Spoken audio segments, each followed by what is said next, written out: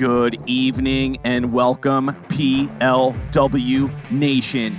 It is Monday night, and we got a good one in store for you. We got the 20-22 Cajuns versus the 27-15 ones. Last week, the Cajuns won the series, taking 2 of 3 in a really good matchup. They are fighting for that 5th and final playoff spot. This is a big series for them. The ones kind of faltering a little bit over the last couple series. Can they get their momentum back as they were the number 1 pre-ranking, power ranking team in PLW? Welcome to Hideaway Field in beautiful Las Vegas. I'm Trench Pacone, hanging out with my main man, Tom, Dr. Winkley Gannon. What's going on, man? Looks like I just got a temperature notification on my phone, so TikTok's going to be down for a minute. Definitely getting hot out here. I believe it's 100 degrees today, or at least it was this afternoon, so definitely getting into those summer months. Yeah, I mean, I feel like every time I'm up in the booth, it at least adds 10 degrees for sure. We got a big-time matchup between the Cajuns and the Ones. As you know, last week, all these teams played. We're going to run it back this week. The Cajuns took 2 out of 3 from the Ones. Do you see a little something going on in the Ones clubhouse that they're faltering a little bit? They were not happy after that series last Friday, the last series that we played. Yeah. So this is a true back-to-back for the Ones and Cajuns. You know, it seemed like a little bit of infighting for the Ones. They were frustrated, not coming out. And, you know, a lot of teams, they can show up, not even play their best game and still win. So look for them to bring their A game this time around. Yeah, and in Game 3, you know, AK-47, Adam Couts had to leave. Andrew Ledet kind of made a move where he walked somebody to get to Couts' position, which was an automatic out. That kind of caused a little bit of controversy. And then after the games, in the parking lot, Ryan Rusch's car did not start. There's speculation that One's player might have put sugar in the oil pan of Ryan Rusch's car. Well, I think that maybe AK didn't have to leave early. He wanted to leave early to sabotage Rusch. Maybe they lose the game last series, but if he's disgruntled, that could mean 3 wins tonight. Yeah, big-time stuff going on there. We have our PLW forensic team looking into that as we speak. But on the pitching side of the Cajuns, I want to talk about Will Morris. I know you were looking up at some of his stats. He's really doing it on the mound for him. Yeah, Will Morris, a 2.27 ERA. That's good for 4th in the league, and a 1.24 whip. That's good for 5th. You know, those are sort of the 2 big pitching stats, and he's in the top 5 in both of them. I think he really flew under the radar because he didn't meet the innings requirement to be part of the league leaders until now. But suddenly you look at his numbers, and he's one of the best pitchers in the league. Yeah, I want to go on the offensive side. As we know, Will's got a big bat, but Andrew Ledet still just hitting the ball, getting on base. He's every other time he's on the base. How do you get this guy out? You don't, and he's going to be leading it off for the Cajuns and pitching. Let's get into that lineup. Batting second, Ryan Rusch, the left fielder. The 3-hitter, Cody Runnels, who they acquired at the trade deadline. He's going to play shortstop. And the man we were just mentioning, Will Morris, he's going to play right field and bat 4th. Casey Nielsen batting 5th at second base. And in the 6th spot, Sashi Boba, he's going to be playing 3rd base tonight. Yeah, that 5 and 6 spot needs to come alive for the Cajuns if they're going to want to pull a couple wins against the Ones here. As you know, that 5 and 6 spot, very important to roll that lineup over. Only 6 people hit, and then you get back up to your big dogs that could kind of drive them in. So we'll see how they do in this series, as we're only moments away. Game 1 of 3. 3 games every night, Monday through Friday, and it's really getting to, we're getting down to the nitty-gritty. We only have 4 weeks left going into this week right now, and these teams, obviously the Cajuns are on the outside looking in. They need to win this series once again. It's almost time to start talking about magic numbers for playoff implications. Another notable thing for the Ones, tonight they're having Chen start Game 1.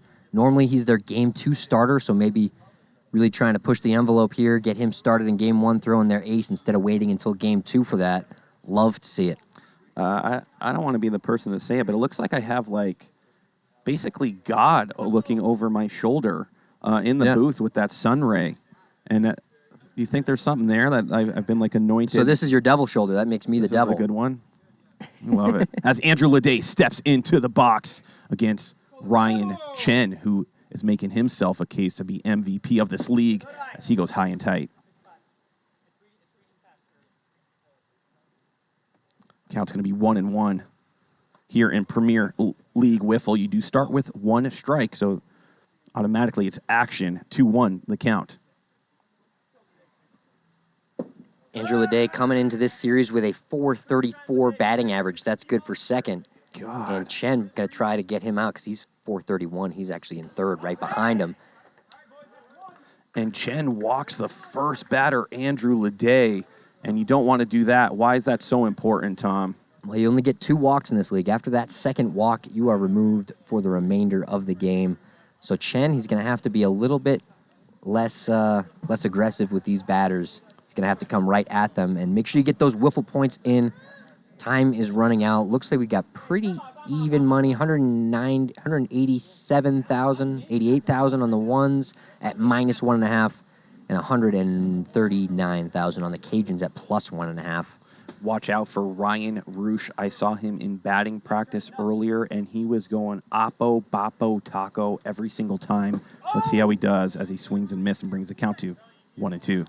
The ones playing, they're defending Roosh as if he's a left-handed batter. They've got 2 fielders on that right side in the infield.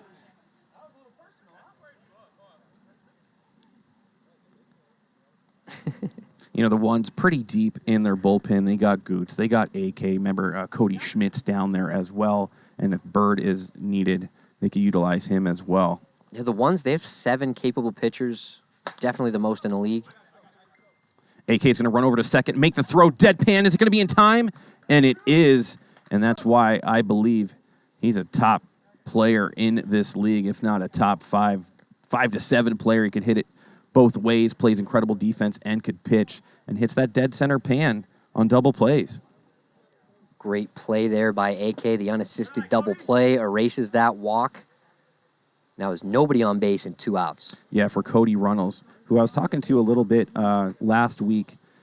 He just needed to settle. He needs to settle down, take some deep breaths, and let the game come to him, as he was trying a little bit too hard after he got traded.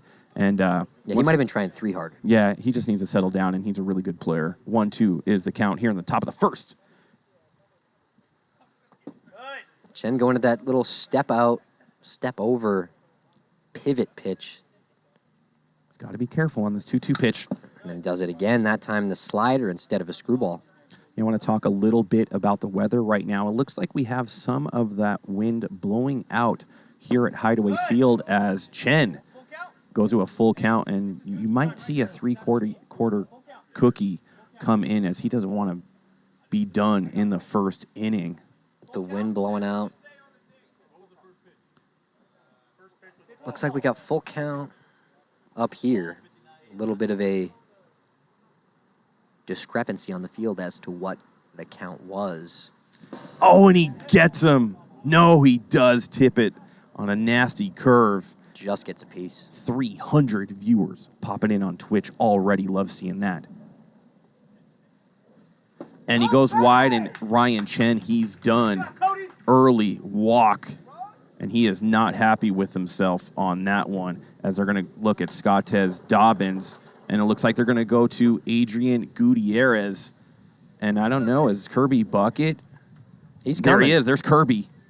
How's TikTok? Do you think we can fire it up? Yeah, let's see if we can get this notification off. Looks like my phone is not overheating now, so we can restart that TikTok stream. It's because our production is just so hot, in such high demand, that I think that your phone just can't keep up with the pixelations.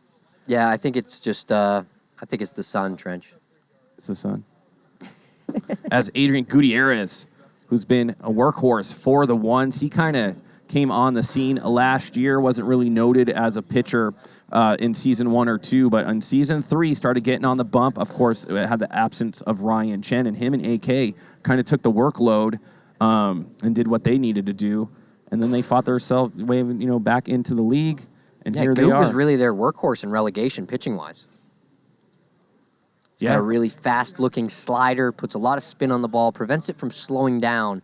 So a pitch that comes out of Goot's hand at 55 is still pretty close to 55 when it gets to the strike zone.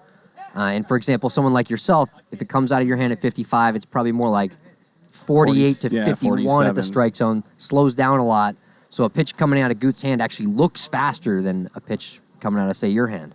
Yeah, I was reading Jake Purdy in the chat. He's saying he's coming after your strikeouts in the league. He's the one. I say he has the best 54-mile-an-hour ball in the league. It looks like it's coming out of his hand at 58, 59. Yeah. Bang, pan, 54. It looks fast. Ices a lot of people for sure. There's a lot of guys in the league that have that faster-looking 55, and it's definitely an asset. Here's Will Morris, lefty. And he's just got a presence when he is in the box as Goots is charged up, throwing a 63-mile-an-hour dart. Well, that's not going to work. 1-1's the count.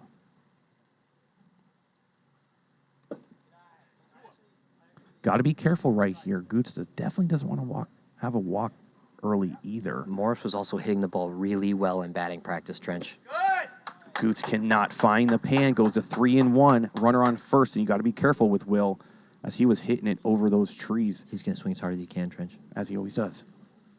Oh, and he backs off. Steps out. He goes with the doper rope. Wow, doesn't even want to hit. I thought he was going to go up there swinging, Trench. Like I said, walks in this league are huge. Now, Goots has one, and then they're only going to have a couple pitchers that they would like to go to left. Actually, Llewellyn was dealing a little bit as Casey Nielsen jumps in the box. I mean, the ones, they still got Couts, Bird, Llewellyn, Schmitty. I mean, yeah, they're good. I don't really think walks are really an issue for them. Well, you definitely don't want to walk here and then load the bases. That puts a little as long as they get out of this inning, that's right. That's a cut by Nielsen on a 62-mile-an-hour ball coming in.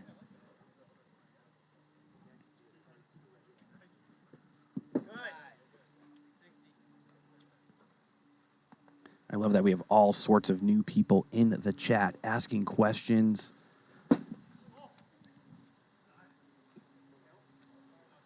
It's going to be a 2-2 count here. Top of the first, runners on first and second. 2 outs, and that's going to be a fly ball right to Spencer Barrick, their defensive specialist out there, and that's going to end the inning. Chen does walk out, no harm done, and the ones are going to be up to bat here in the bottom of the first. Yeah, the one silver lining there with that Chen walkout is that he's still got 8 innings left this series. You know, had they waited till Game 3 to start Chen, then he's just done for the night. So they're going to still have a couple more opportunities to put him in there. Yeah, and you're going to see Andrew Ledet on the bump. And I think he's just kind of going into his routine closer to playoffs. But why don't you go into that lineup real quick for the ones? Yeah, batting first for the ones, the leadoff man, manager Scottez Dobbins, playing third base. Batting second, Adam Couts, the shortstop. The 3-hitter, Ryan Chen, who was their starting pitcher and walked out. And then Adrian Gutierrez, now the pitcher, started at second base. Spencer Barrick, playing center field, is batting fifth. And in the sixth spot, Austin Bird Bull, the DH. Their subs include Cody Schmidt, Justin Spurrier, and Jeremy Llewellyn. Yeah, I haven't seen Jay Spur tonight. Maybe he's a late show or whatnot, but normally you see him playing third or short. But like I was saying, Andrew Ledet, before the season started, he told me, he's like, Trench, listen, I don't even want to start a game. And that might have been because I know he was suffering from like WIFFLE elbow. Yeah. And he was sore for many, many months. But I think he's feeling a little bit better, throwing the ball a lot harder, more movement. And it looks like he's been working a knuckleball a little bit too, which I haven't seen out of him too much. But yeah, he's done 3 or 4 just now in warm-up. Seems like he's going to be going to that a lot more often. Looks like he's ready to go. Yeah, I think a lot of people got surprised that the Cajuns took 2 of 3 from the ones just a couple days ago. But here we go with the rematch. Yeah, the one's definitely a little bit of a revenge game for them. Yeah, if I'm not mistaken, but maybe I am, my memory's not that great, but I think Ledet walked the 2 first batters he faced when he started last time he played the ones. But here we go. Scottez Dobbins up to bat as he takes 56 into the pan, and Ledet can't believe it.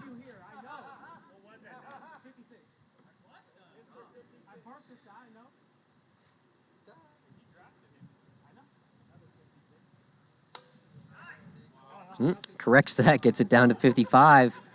As GK Rabbit would say, calibrating, and he does it so well.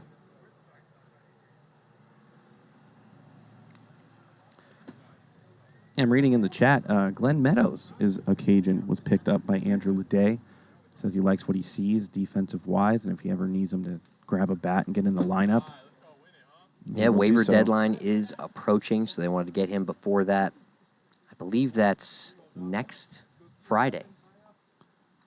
Ball coming in, and that's a walk for Ledet. And both these... Another temperature. The temperature warning. Why, though? It's not that crazy hot right now. It's hotter than my phone wants it to be. And here's AK-47, as you guys know. He's been charged up late with his new product that he has put in the assembly line, and he hits a home run opposite field. 2-run jam by AK-47. And as I was just talking about his little product that he's been selling, make sure you get some of that. He puts a scoop in his water bottle every single time. AK kind of shakes his head after hitting that home run. He has no idea how that made it out, and neither do I. I mean, it kind of was just on a rope, no more than 8 feet up, goes opposite field, and the chain gang comes alive. And Couts kind of needed that, had a rough series last time they played, and immediately, and there it is. Make sure you grab some of your special AK Couts 47 plant-based infant formula. That's what he takes pre-game. And I guess it'll boost your numbers. He's been taking that for quite some time, and he's just now putting it on the market. Yeah. He's kind of keeping that to himself, but feels like it's time. Feels like he can compete even if everyone in the league has it. And Ryan Chen up to bat right now. And these guys, they're known to go back-to-back. 60 mile an hour chili sauce coming in, but that's going to be too hot, 2-2 count.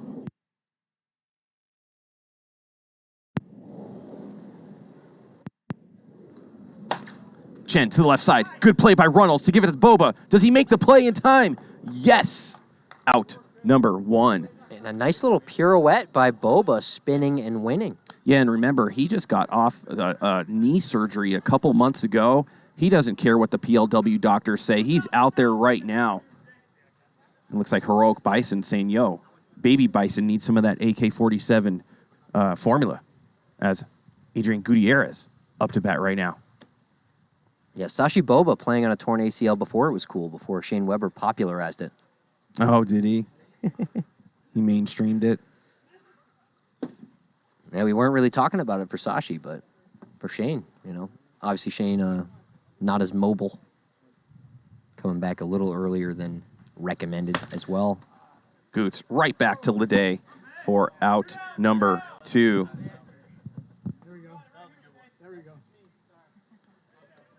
It's good to see a lot of regulars in here, as Spencer Barrick, who had a little bit of a rough series. I know he was a lot of energy expense during a workday the last time he played. Let's see if he recouped that and could get some power into his wiffle ball game. Yeah, hopefully he showed up today refreshed.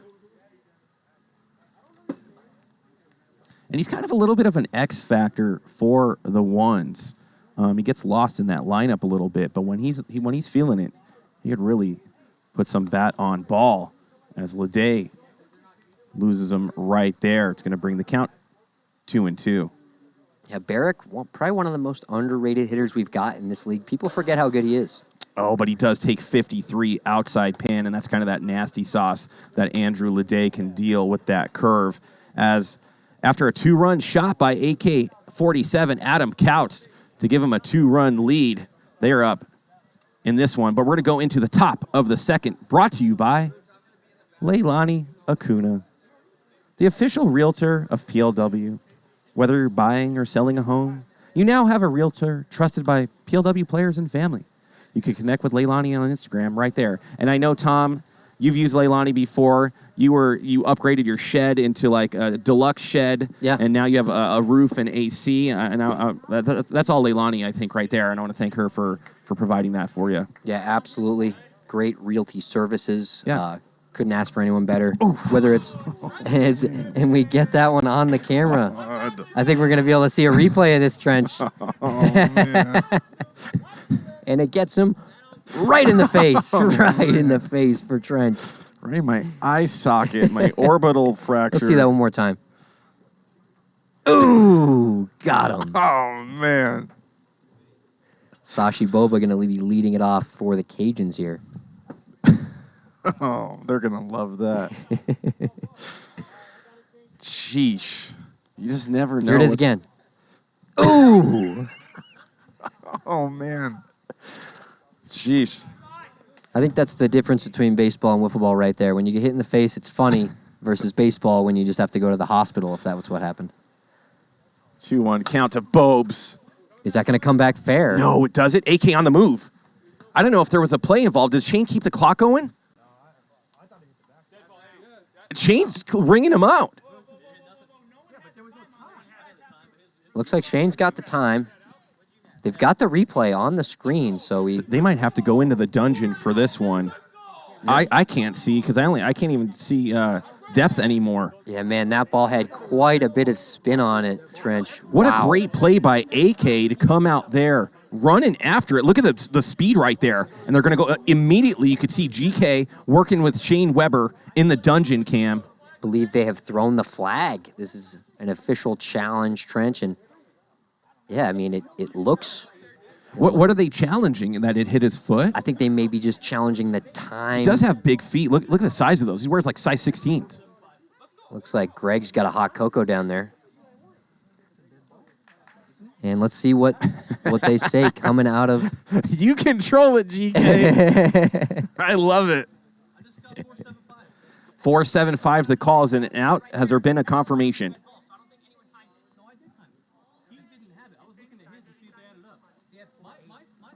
You really can't question Shane Weber. He's an OG. He takes this stream team job very serious. And it looks like it's going to be out right there. And Tom, you're going to have to be my eye out there now, as I don't have very good depth perception. I'm seeing a little blurry. Yeah, it looks like you've only got one working eye, Trench. I hope you're okay. But Trench will stay in the game. You know, we don't have any reserve commentators, so I'm going to do my best. Yeah, I mean, if we're the commentators, who do you think the understudies are? Yikes. Sheesh.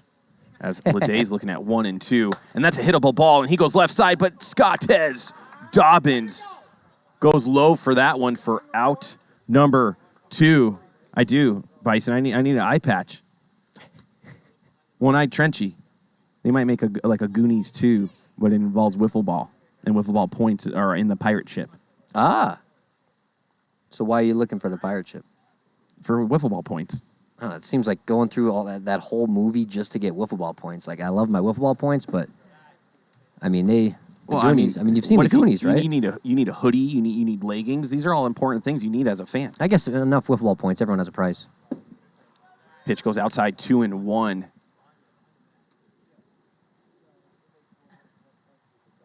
Ryan Roosh. That might go if it has enough. Does it? Spencer Barrick right there. And Ryan really working at that right side. And I think that's out number 3. I believe that ends the inning. Yeah. Spencer trying to tell the rest of his teammates that the inning's over. Yeah, they forgot that they got that out against Sashi right there, as we're going to go into the bottom of the second. One's up 2-0. And you know what? It's a dangerous job we have up here, as you know. I feel like I'm a little bit of a magnet for some of those balls. That one came off the pole and ricocheted. As you know, I took a blitz ball one time. Yep. The PLW doctors cleared me for the next time I needed to commentate. I am seeing a little blurry right now. But listen, I've gone through, this is probably my 500th commentating episode. You sure? I don't know. Maybe like 250. Remember, we used to do 2 a night. Yeah. I mean, there was a time when we had 4 doubleheaders twice a week. God, how did we do it? Somehow. It's Will Morris popping on the mound. Did Andrew Ledet pull himself with just one walk? I believe so. It's a good move. I like that. As we were talking, you were talking about Will Morris being a little bit of a menace on the bump, has really good numbers, and he pitched well against the ones last time. That's right. Will Morris rocking a 2.27 ERA, 1.24 whip. One of the top 5 pitchers in the league by those statistics. hasn't really logged a ton of innings, and I think that's why he's flown under the radar, especially on a Cajuns team with a fairly deep pitching staff. You got both Roosh brothers, Andrew Ledet, Sashi Boba, rounding out that rotation, and also Cody Runnels now after the trade. Yeah, Devlin Daniel. Isn't he a Cajun? That's right. Daniel not here, at least not right now. Perhaps he'll be here for Game 2 or Game 3, but another pitcher for the Cajuns. They've got quite the rotation at this point. As Austin Bird Bull up to bat right now. This is his first at-bat of the game as he reaches out for one for strike number 2. Bird shakes his head after that one. Fooled him somehow. And 2 pitches in a row. Bird waves and misses again. Just unable to find this ball as it runs away from him. That's going to bring Scottez Dobbins up to the plate. Yeah, Scottez also sneaky, has a lot of power for that first batter of the ones lineup.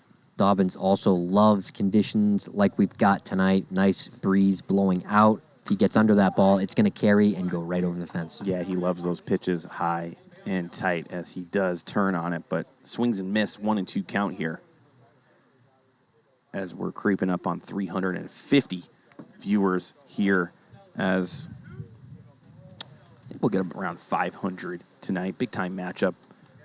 A lot of these folks at home know that this is a playoff implication game for the Cajuns, as good eye by Scottez right there. Yeah, you're ready for Chad to talk about magic numbers No, and not at all all. 12 scenarios that we could see over the last 3 weeks? Oh, good pitch by Will on a 3-2 count. 51-mile-an-hour curveball gets Dobbins swinging. I saw Sparkle's name in the chat, and I just tried to ignore it because I knew he would start firing up some scenarios, and it's just too early for that.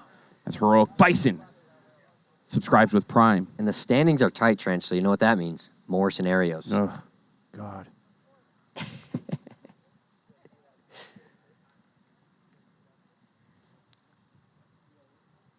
Evan Shield in the chat. He put up a good fight against Sparkles in that one at-bat he had. Showdown of the century. He's got some power, I could tell. AK looking at a 2-1 pitch. Way outside. 3-1 now. You can see that battle scar on the leg of Will Morris. He's got that, clearly must be from sliding on the turf. He's got that whole right calf kind of torn up, you can see from that center field view. And that's going to be ball number 4. Good take by AK-47 as Ryan Chen up to bat right now. Both Ledet and Morris now with 1 walk each. Looks like Morris is walking over to Runnels, maybe going over signs. Not sure what that exchange was, but Chen now at the dish. Rolls over to... I don't know if they're going to have enough time. You got to charge that. Runnels is going to make a throw. I don't know if that... I feel like that... There was already 2 outs. Oh, it's 2 out. Funny. And they're going for that carryover out.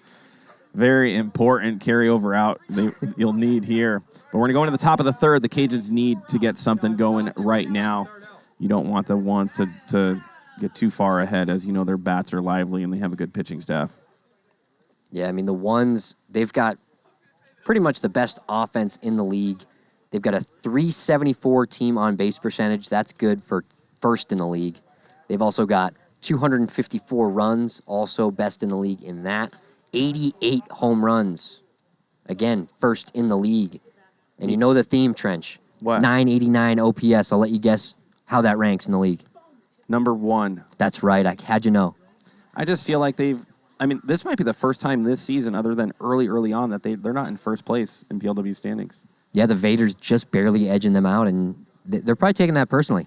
Yeah, I mean, they've been going back, not back and forth, but just like kind of just Yep. A and A1. And you could see all these different numbers out there.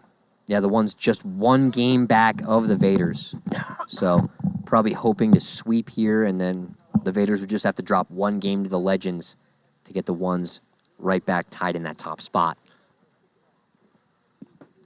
You know what we could do? Greg Kelly will like this. On that graphic, we could actually highlight the two teams that are playing so people could see immediately what's going on. Usually Greg will give me like a knock or two that he likes an idea, and I'm not feeling it. Yeah, he's not knocking, so what does that tell you, Trench? Not a good idea. But I liked it. He likes it. I just think he has a hot cocoa in his hand.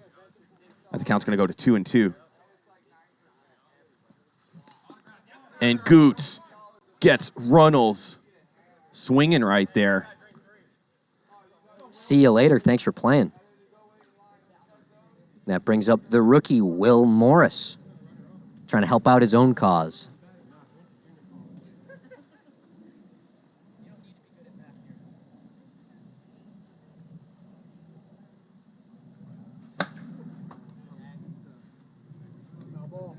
I think you might have to add Goot to your mailing list for the mean mugs. I mean, he doesn't really do it when he hits, but when he's pitching, he looks like an angry guy. Yeah, I really want to get that going. And he's not an angry guy. I can confirm that. He's real nice. His wife always watching, rooting him on. Remember, he had a tough stretch last year where his numbers were really down, and she wouldn't let him, like, basically sleep in the same bedroom as him. Yeah. I remember she was cooking a nice meal and giving it to the dog. I remember he'd invite a bunch of us over and want to hang out in the garage, but none of us really wanted to hang out with him. As Morris, he's got to take a full swing right there. He tried to check up, but he doesn't, and he goes down. And then he puts his sword back in the sheath there. He knows what he did. Casey Nielsen up to bat, as you can see the Cajuns dugout over there on the away side.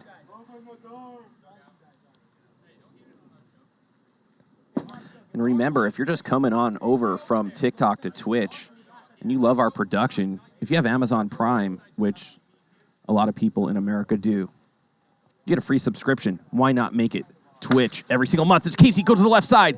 Good play by AK-47 to put a hand on it to kind of carry him over to Chen. And AK gives the Dikembe Mutombo finger wag right there, saying, not when I'm playing short. Look at that play.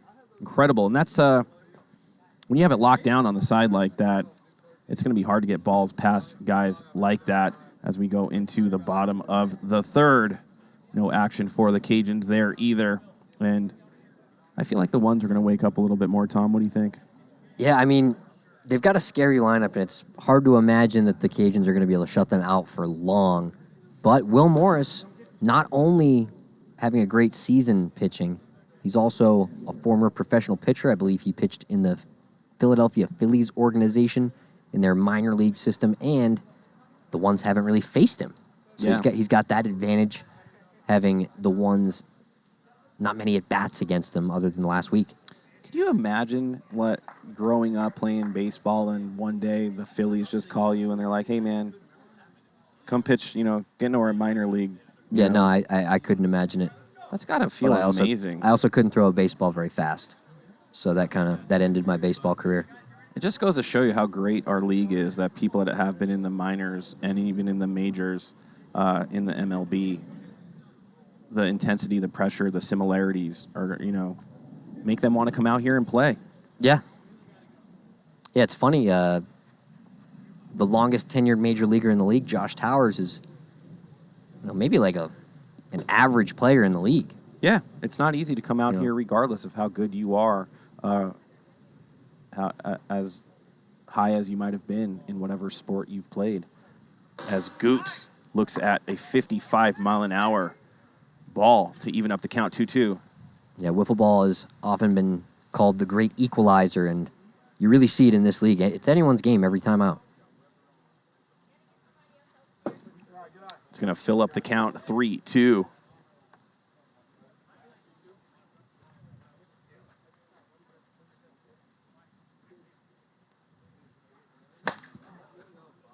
Goot just rolls over that one to Sashi Boba, picks it up and off Goot's head on the way to the backstop. Yeah, I mean, he should probably just go the other way towards his dugout. Yep.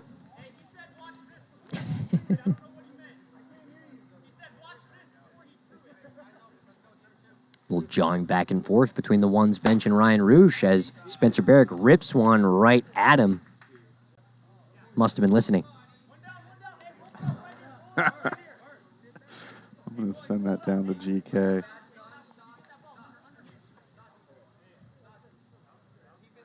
Austin Bird Bowl now stepping in, trying to get something going for the ones. Greg Kelly, when you have a moment, check your phone as Bird Bull looks at a ball right there. To the left side, Boba grabs it. He's going to try to make another play. Over to Casey. He still makes the throw, but not in time as you have to get it center pan and under 5 seconds. But they do get the force out at 2. Yeah, well over 5 seconds, but a good attempt. Nielsen making a great strong throw there. If he had more time, they would have had the double play. And also a good play by Sashi Boba, keeping that ball in front of him. Another little spin move before he flips that to second. Does a good job of controlling the ball. Is that his signature move now? A little pirouette over there on third base? I think so. I can't say otherwise. 1-1 count to Dobbs. Takes one in the turf. 2-1 now. And you can see Alicia Goots in the chat hanging out. That's a good sign for her man, as that's going to be a flare ball. Who's going to call it? A Roosh brother got that one. As you could hear Mama Roosh on the sidelines over there, rooting for her man to do real well. Good to see her coming out here. She basically birthed a child here at Hideaway Field, a little Roosh baby. Basically is a strong word, Trench. I'm pretty sure it was in a hospital. Her water broke during the ping pong tournament that we had. I don't think that's true either.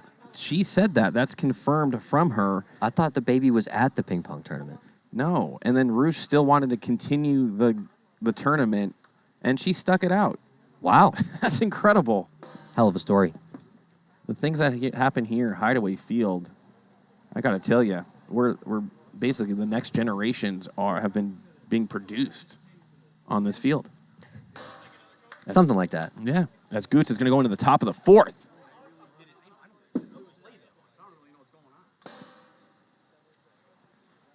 Tight game. Looks like Goots still going to be rolling. 2-0 ones off of the Adam Couch home run. Still the only scoring play of the game as we head into the 4th. Love to see Frito Breath in the chat.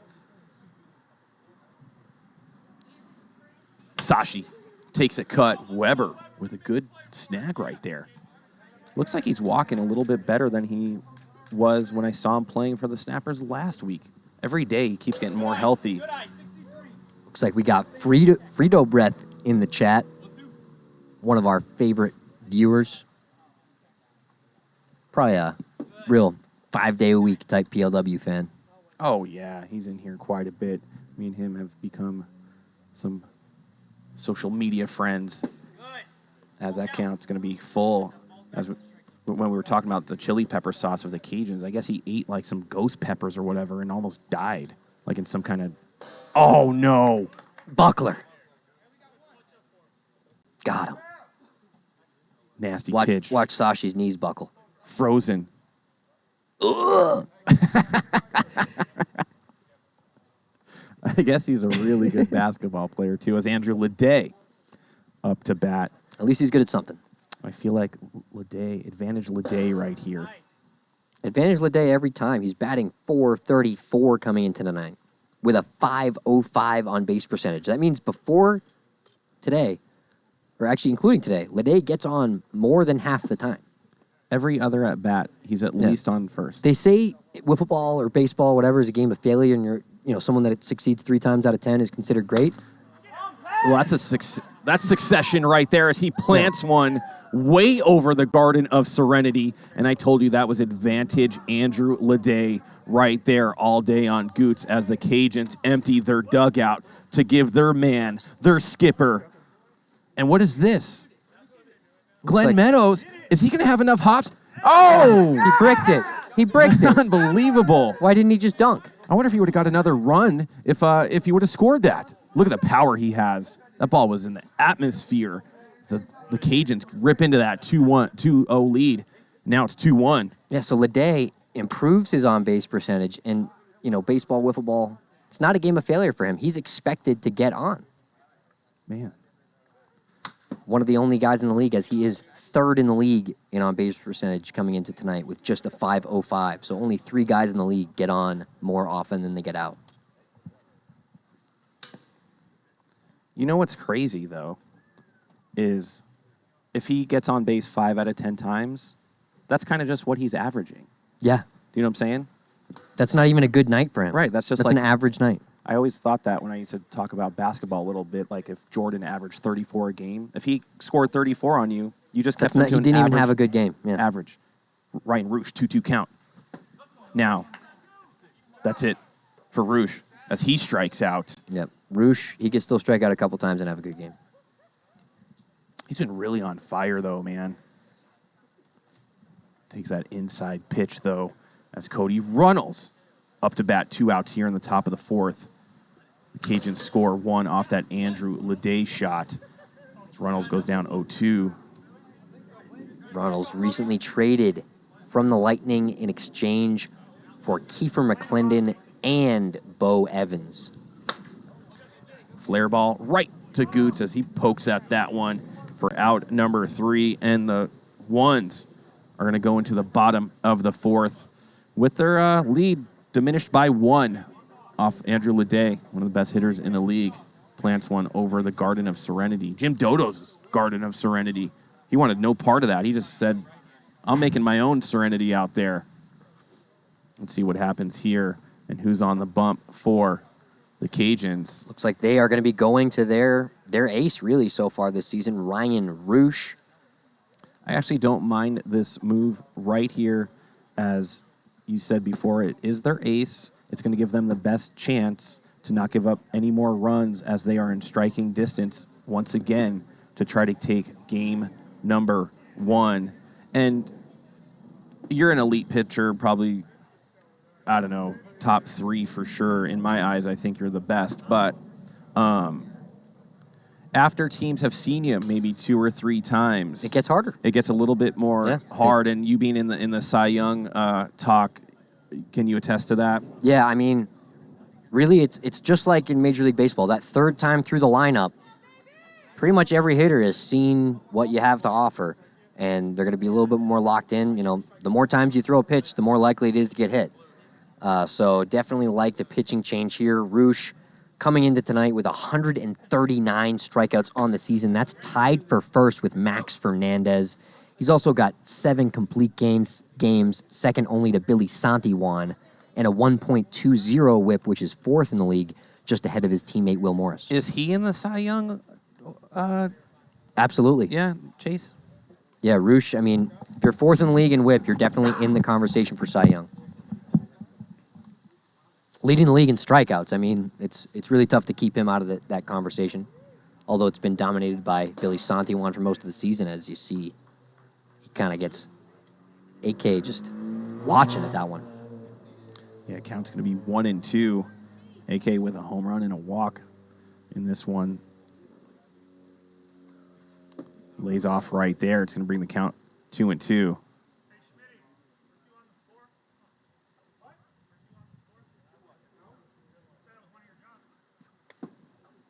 Misses again. Looks like we've got a full count. AK, all that baby formula affecting his ability to count. Count that as a double, and that formula really is going to start just selling off those shelves. I could see him going on Shark Tank and really repping out his brand as he's coming alive here in game number 1. And there you see it. Look at that. Plant-based infant formula. Chen, uppercut.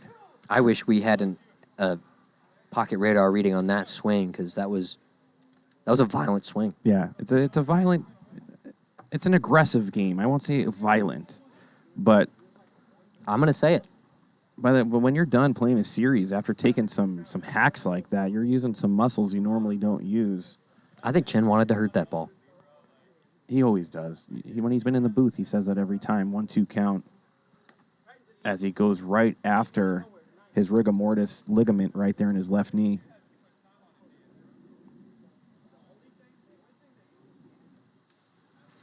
Good take, and that's going to fill up the count.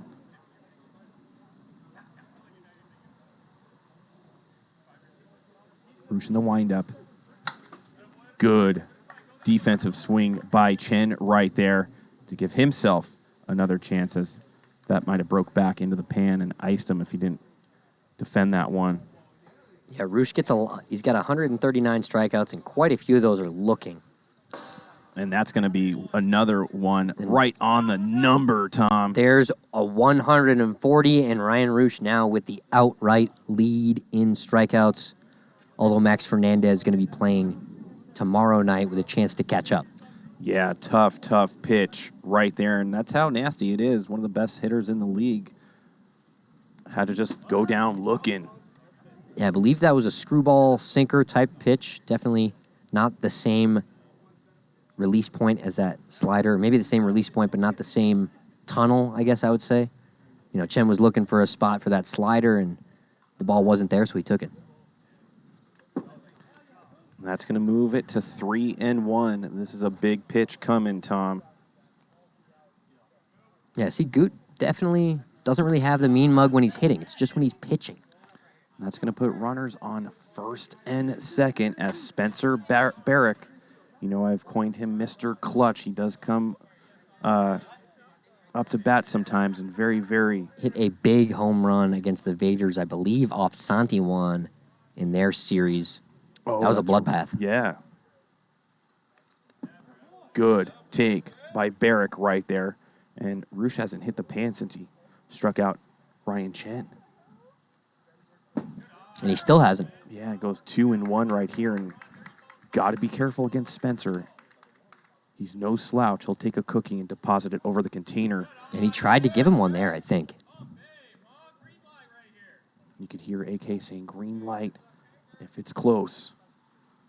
And he does. He takes it, but that's going to be in the dirt for strike number 2, 3-2.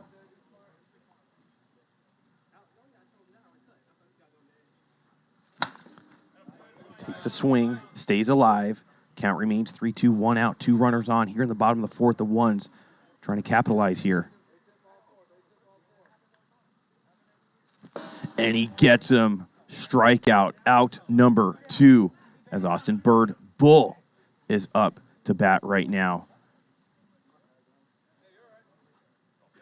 And Roosh is talking to his brother out there in left, saying, move to your left just a tiny bit.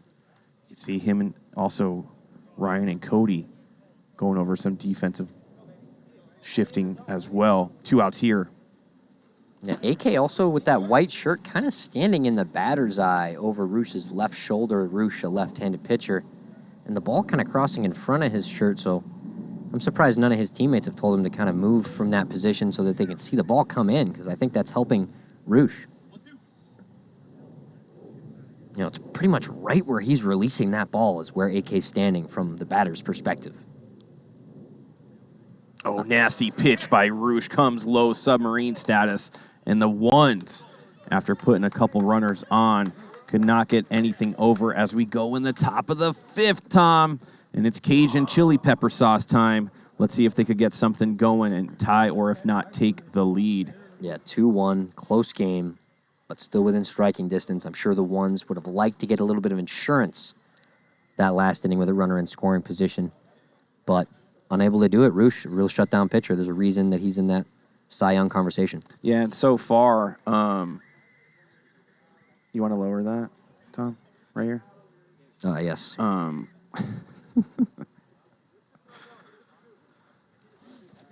I mean, each team pitching a gem. Other than a Andrew Ledet home run and a 2-run shot by AK, this game is pretty tight. Not a lot of extra base hits or whatnot. A couple walks here and there, but yeah, just 2 scoring plays, the 2 home runs. Yeah, who's going to be the first team to kind of give up the bigger inning, the 2 or 3 run inning if it does happen? Is it going to be the Cajuns right here, or is Goots going to shut them down? What do you think about keeping Goots on the mound right here, Tom? I think it's a good move. I mean, Goot hasn't really seemed to have much trouble with the Cajuns lineup, kind of mowing them down. So I'm not sure there's really going to be that high-scoring inning, at least maybe not this game, although, the temperature is rising. It seems like the wind's blowing out. It seems like good conditions for hitting. But, sometimes the pitchers can just overcome that.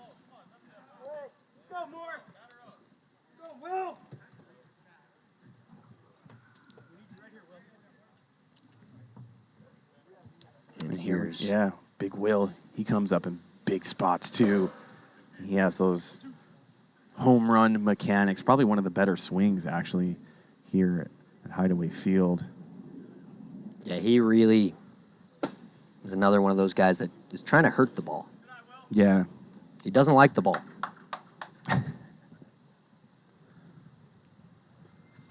And that's going to be a runner. Should be an easy play for Gooch, the dreaded dribbler, right back to Gutierrez for out number 1. And if you just wait on a ball a little bit longer, that's going to be a turf ball. And he's just going to be a little bit more patient right there as Casey Nielsen up to bat.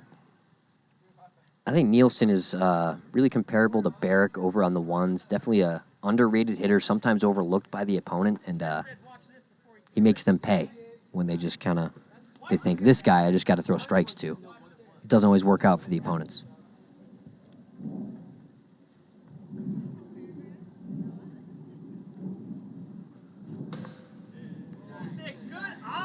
56, going to bring the count 2-1.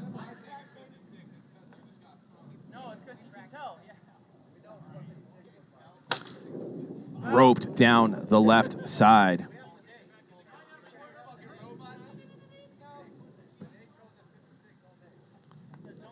Count's going to be even 2-2 right here. Big pitch. And Weber rings him up right there, says he went. And Nielsen not happy with the call. Kind of John at Webb right there. And Weber says he chopped at it big time. Weber, one of the more honest, if not the most honest person. Hey, there's that eye patch. Oh, man. One-eyed Trenchy really hurt. Trenchy the Pirate.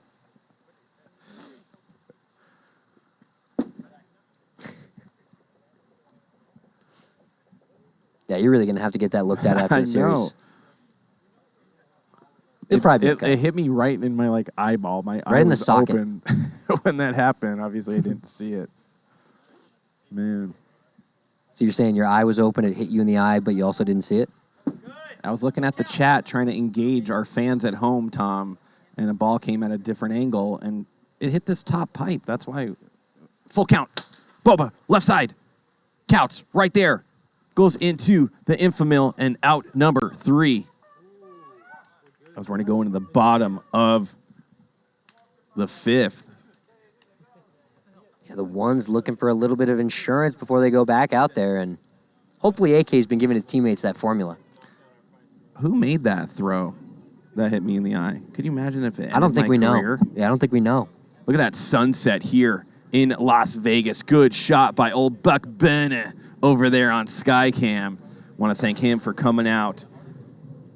It's getting a little warm here in Las Vegas. A little?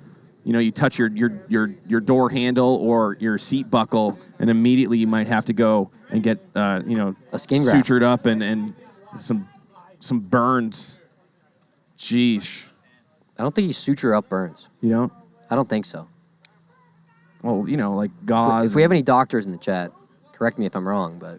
your little gauze, a little aloe vera, and you suture it on up there. And you can see the weather forecast by our PLW meteorologist. And you can see our bitrate right there around 85 degrees throughout the day. And another strike looking at Arush.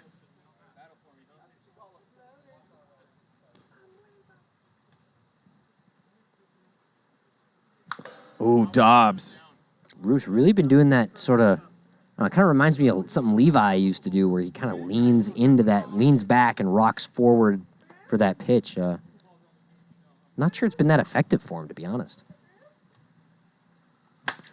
Good piece of hitting by Dobbins to the right side over Casey Nielsen's outstretched arm. Good piece of hitting as he's going to mosey on over to first base as AK-47 Adam Couts up to bat right now. He's putting together a good game one as we do play 3 games Monday through Friday. It's only 4 weeks to go in the regular season. You know, Dobbins, especially in these windy conditions, does a great job of not trying to do too much, just reaches out, pokes it the other way, gets that easy single instead of going for the home run. Love that. Out of the manager trying to set the example for his team.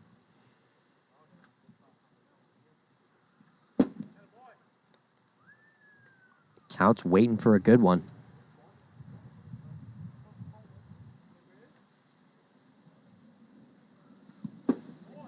And if Couts hits a home run off Roosh here, expect him to let him hear it.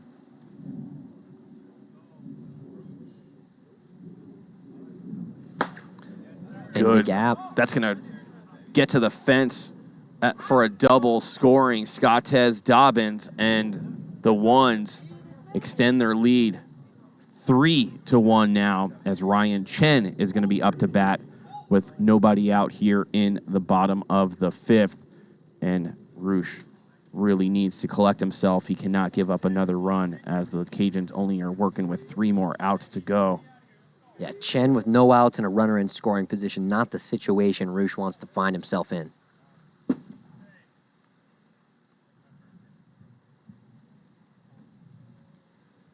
Here comes the pitch.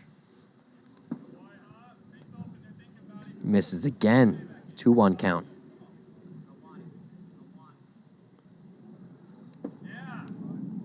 Bounces that one in there. I think he might be pitching around Chen. Not sure if he wants to give him anything good to hit. Yeah, because anything good could immediately be a shot, but good play by Runnels right there. Makes an easy play for out number 1. Man, that was a shot right to him. And that's a big out. Chen, another one of those guys that just gets on more than half the time. Coming into tonight, a .522 on base percentage. Chen? Yeah, so 52% of the time he's on base. That's amazing. Adrian Gutierrez up to bat.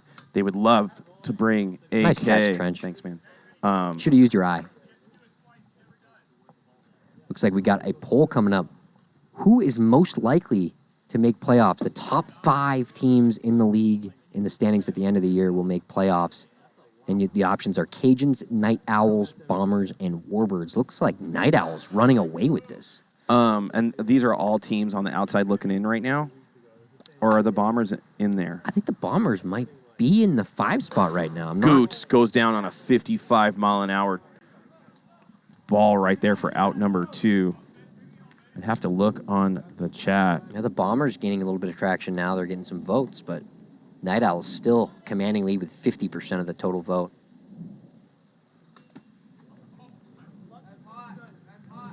And I wonder if anyone's spending their WIFFLE points on this poll that is a member of the Night Owls. What do you think, Trench? Listen, I don't mind that vote with the Night Owls, actually. With what's going on with this week and then this week coming up, obviously, if they get something going, they could sneak in there. 56, a little bit too hot. Then we get a confirmation from Sparkles. These are all teams that are on the outside looking in right now. You got to look at their schedules, too, if they want to throw that up there. You can see the schedules remaining for each of these teams. And if you've been following, you could kind of make a determination of what you think. And the Night Owls, they take the poll. 2-2 pitch. And Barrick kind of gets jammed up right there. 60% of that vote for the Night Owls. Looks like fans expect them to make a playoff run here down the stretch with James Stein and Randy Dalby, I believe, expected to be at just about every series. Well, just one of them. I mean, Three Flags has been playing really well. Sean Marcel, Kyle Lohman, sweeping curve. He gets on base quite a bit. They got a squad to work with, and if they could gel their team just a little bit more, I feel like they could really make a run at this with the conclusion of the next 4 weeks. Yeah, especially with that sort of new look roster, a little bit of a morale boost for that team that struggled to start the year. So I think the Night Owls are in a pretty good position. I think that's a good pick by our fans. Yeah, and the Cajuns down by 2, 3 outs to work with here. Tom, we're going to see some fireworks. What do you think? I don't think we're going to see some fireworks. I think Goot has been mowing these guys down, and they still have Couts to go to. They still have Schmitty to go to. They still have Lou Allen to go to if they want to, but probably Couts or Schmitty. I mean, by the time you Goot get gets to into any those trouble. names you mentioned, the Cajuns would be in the lead. But Andrew Ledet up to bat, and last time he touched a wiffle ball, he deposited it over the right field fence into the Garden of Serenity as he takes a man hack at that one, but goes down 1-2. Yeah, and thankfully for Goot, they got that insurance run, so even if Ledet does go bridge again, they'll still have the lead as he ripped one down the line for a double. How does he do it? He makes it look so easy. It looks like he's not even trying. Has he got an out tonight? I don't think so. So he has a home run, A walk. a double, I think a single. Oh, he lined out. That's right. There's TB7 saying Over there was to, I believe Dobbins made that catch in left field. Oh, yeah, he went oppo one time. But Yeah. good first game in the series as Ryan Roosh. No one out here. And I was mentioning pre-game that he was really, really taking good cuts at the wiffle ball. Let's see if he could get something going here as Goots throws one into the turf outside. Yeah, Roosh probably the leading candidate for most improved player this season. Really hitting the ball well and pitching extremely well. So expect him to be one of the leaders in votes for that as the season concludes.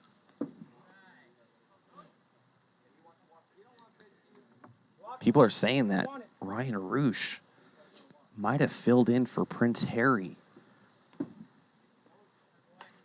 as he takes a walk, and now the Cajuns with nobody out. And you said no fireworks, Tom, and to me this is fireworks. Andrew Ledet double, a Roosh walk, and now Couts, who last series as Kirby Bucket gets to the mound or flies around. He came into the game twice with the bases loaded, I believe, and got out of both jams, one of them with only one out. I think one of the times there might have been no outs. So he's coming back on the mound, big time stuff. And he probably put an extra scoop of his formula in his water bottle before he got out there on the mound, no doubt. He had to have. AK's secret stuff. Not so secret anymore. Love seeing that. Let's see, like I said, I'm going to see if I can get him on Shark Tank. A submarine pitcher out of... He played some ball, right? You know a little bit of backstory. Yeah, I believe AK, he played for the York Revolution, a team in the Atlantic League, which ironically is the team that hosts the Wiffle Ball National Championship in October in fast pitch. It always comes back to wiffle ball, doesn't it, Tom? Yep. So AK actually played on that sort of pro baseball team, unaffiliated with Major League Baseball, an independent league. But he had a cup of coffee in their organization, but he was technically a professional baseball pitcher.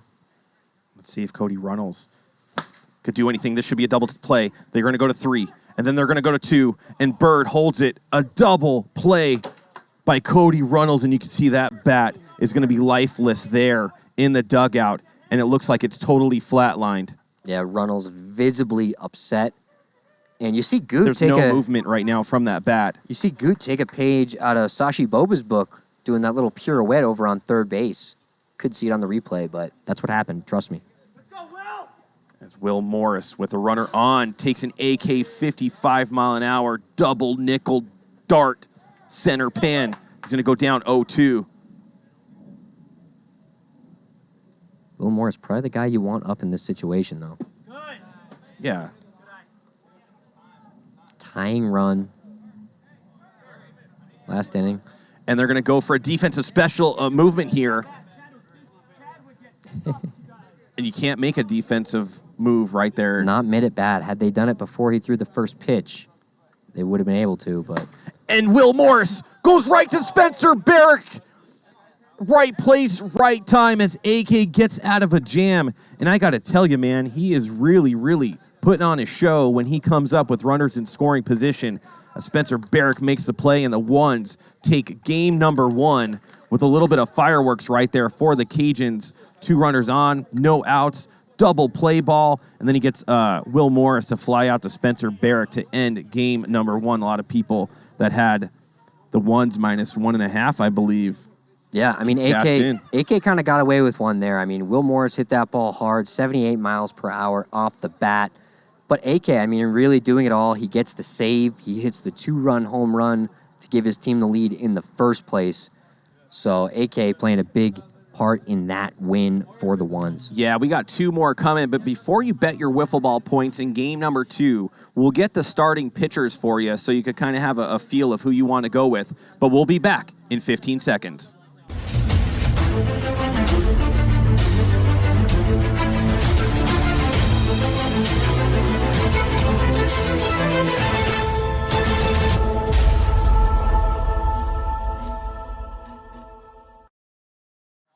Welcome back here, Hideaway Field in beautiful Las Vegas. You watched game number 1. Exciting 6th inning right there, but the Ones do hold on to capture a win 3-1. Tom Gannon, I know in between games, you got the starting pitchers for game number 2. Why don't you let our fans at home know? Ryan Roosh and Adam Couts, the 2 pitchers that finished the game in game 1, are going to roll that right over in game 2. Yeah, with those 2 pitchers taking the bump, what do you see here?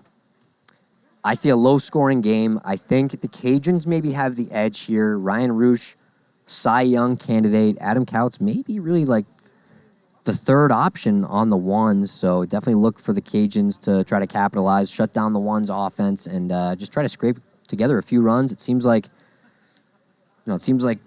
even though it seems like there are great hitting conditions. Yeah. It seems like it's a great night to hit, does it not? It does, but nobody's really getting bat on ball right now as we're watching some of the better pitchers here in PLW. And Adam Couts definitely on that list of guys. Very difficult to face as he has that submarine ball, left to right movement, and then he has that fastball. And he kind of gets you off balance a little bit with his speed deception. Yeah, Couts definitely not afraid to change speeds. Will go up to 95 if he has to, and down as low as 47, his jersey number. Yeah, I don't know what it looks like the Ones again, -1.5 and 160,000 wiffle ball points dumped in early on the Ones, 90,000 for the Cajuns. I think looks like 2-1 odds so far. Yeah, I think if I was going to bet this game, I'm going to go with Cajuns plus 1.5. And it looks like the money is piling in on the Cajuns, already up to 130,000 and catching up quickly, as it seems like the viewers are very susceptible to our suggestions, Trench. We should be careful about that. Yeah, I've had some run-ins before. You've made enemies in the past. I've had some run-ins before. Suggesting who to put the wiffle ball points on, so we should slow our roll there. Yeah, I mean, we're pretty good. We've watched a lot of wiffle, and we're pretty good about who we bet and who we think is going to win or what kind of scenarios are going to play out or even people that are going to hit home runs or get strikeouts or whatnot. But every once in a while. Yeah, sadly, there are no wiffle ball point prop bets just yet.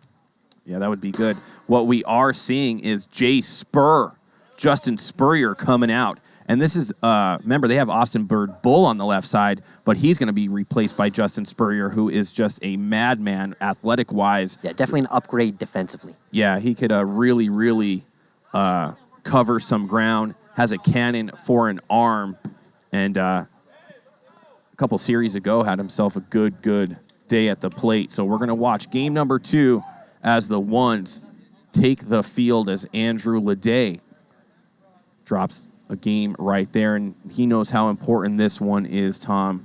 They really need to get something going as the Bombers, Cajuns, Night Owls, Legends, Vipers, Snappers, they're all fighting right there, and they're all going to be playing later this week as the Tier 2 wins are really picking up here at Hideaway Field. As Andrew Ledet steps into the box.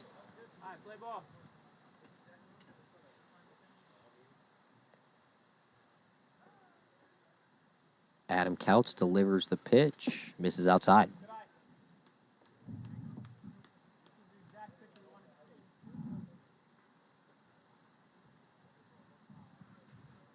Takes one high and tight.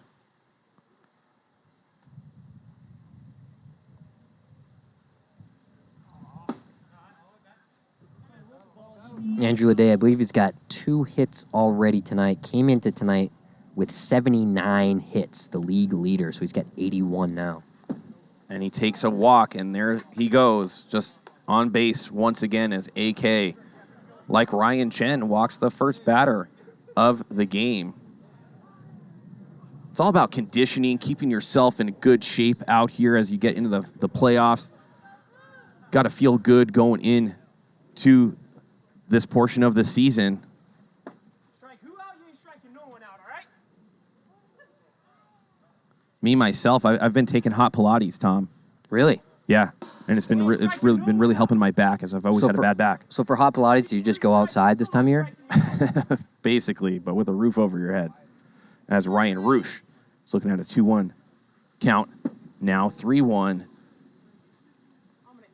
I wonder what AK's numbers are as a starter comparatively to a reliever. I think he's got better numbers as a reliever, Trench. I don't have that in front of me, but just intuitively. Oh, man. AK 47 miles per hour. I get 3 strikes, they say. I get 3 strikes. Wow. That's going to be a strikeout for AK-47. And Roosh and AK going at it. Wow, is there after an that. instant replay on that? They were really jawing at each other, and it got serious for a moment as Calendar Gaming subscribes with Prime. Love seeing that. Avoids a big walk right there. Gets Roosh. Man. Really buckles him. Goes inside. 1-2.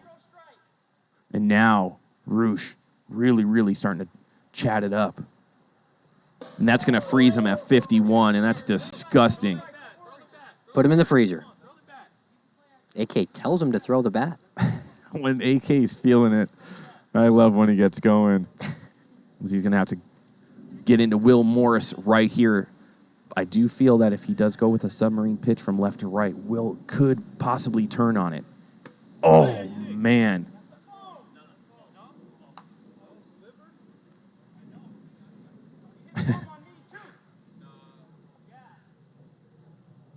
One pitch coming.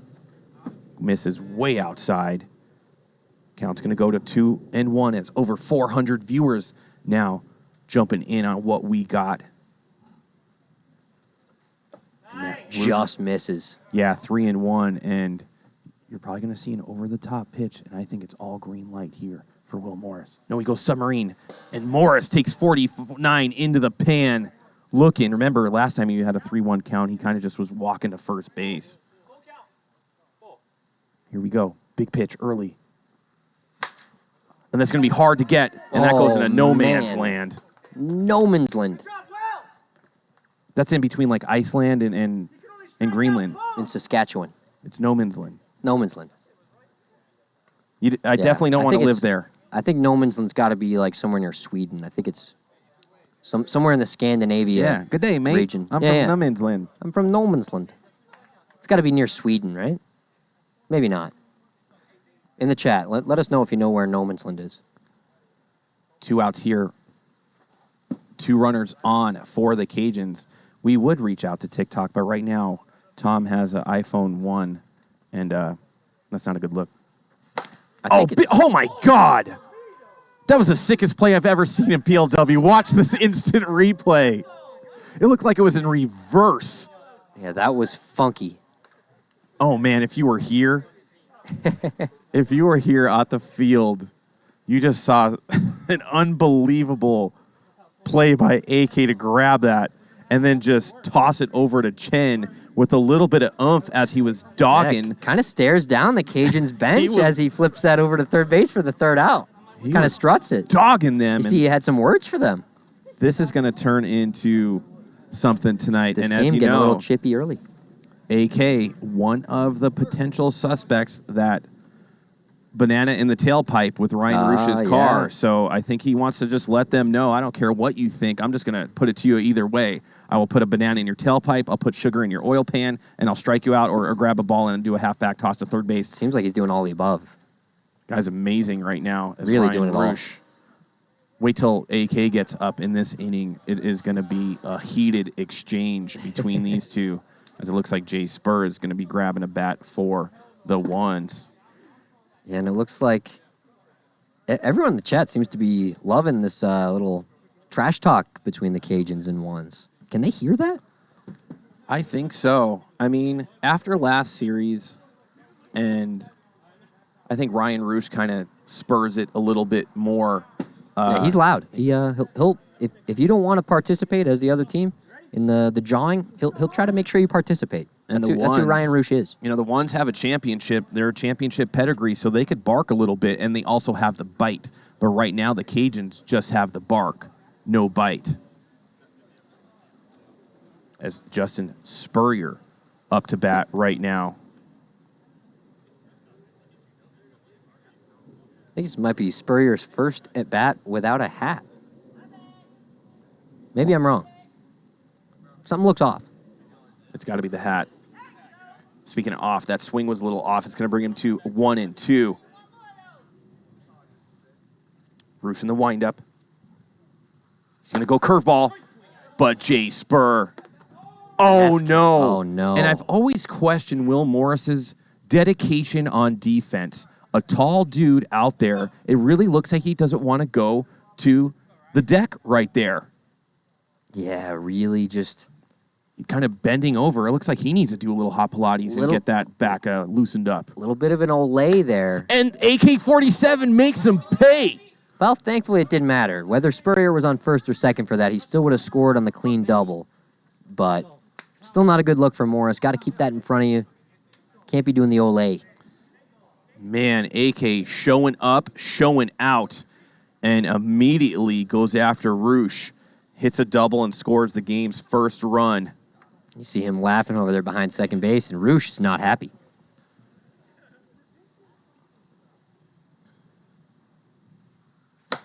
Goots to the left side, and that's going to score a run. And look at AK chirping at Ryan right now. He blew him a kiss. He just blew him a kiss. Oh, no.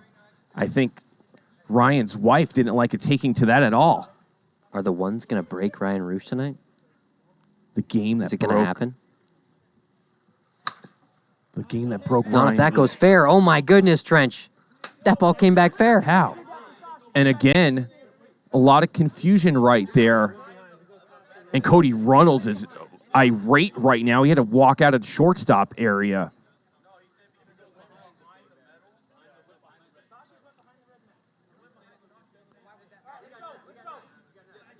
Is that the rule, Tom? That That's right. If it goes behind the red carpet, even the PLW has red carpet event. But instead, he gets him on a 60-mile-an-hour dart. And that'll just add to Roosh's strikeout numbers. Works out for him. As they say, the ball doesn't lie. Still gets the out after inducing the weak contact. Spencer Barrick up to bat right now. I think he might have had his finger in that last pitch. Do you see that, Trench?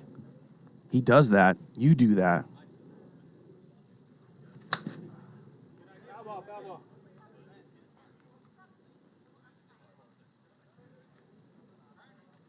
Interesting defense the Cajuns are rolling out right now. They got a big gap in left center, really leaving it wide open for Barrick, who likes to hit the ball in that direction. No one really close to that Cheers beauty sign.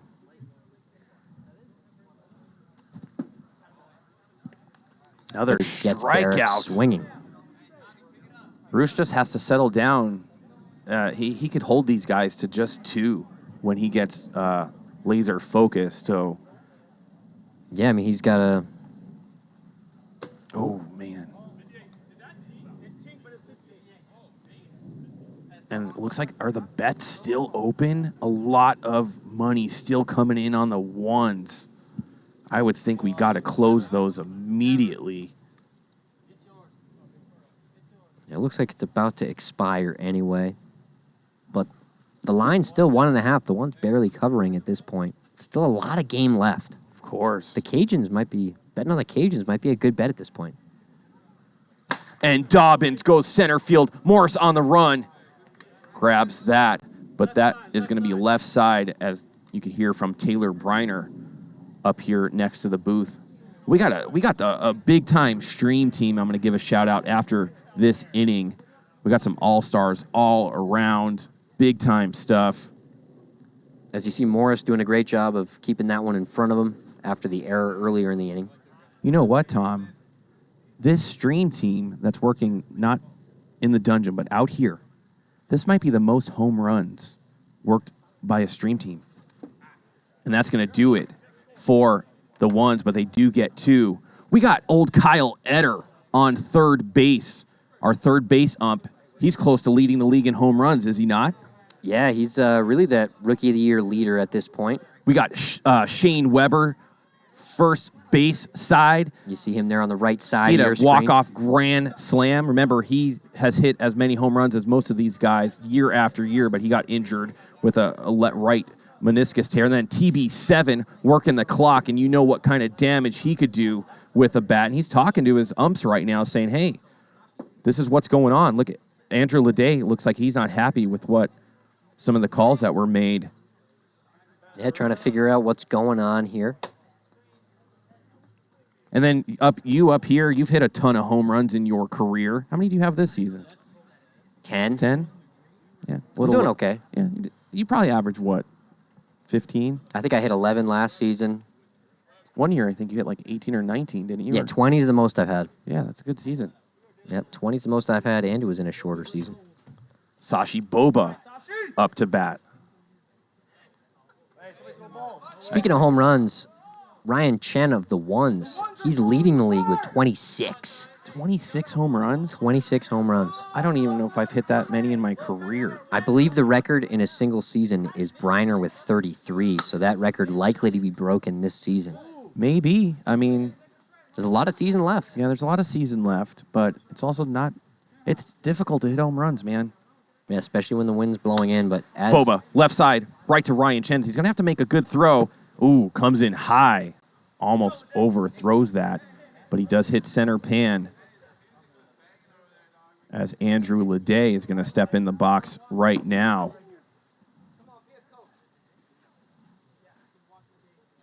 And he walked Ledet the last time he faced him. Let's see what happens here in bat number 2 for Andrew. Good eye. He definitely has a good eye. Probably one of the people that doesn't strike out all that much here.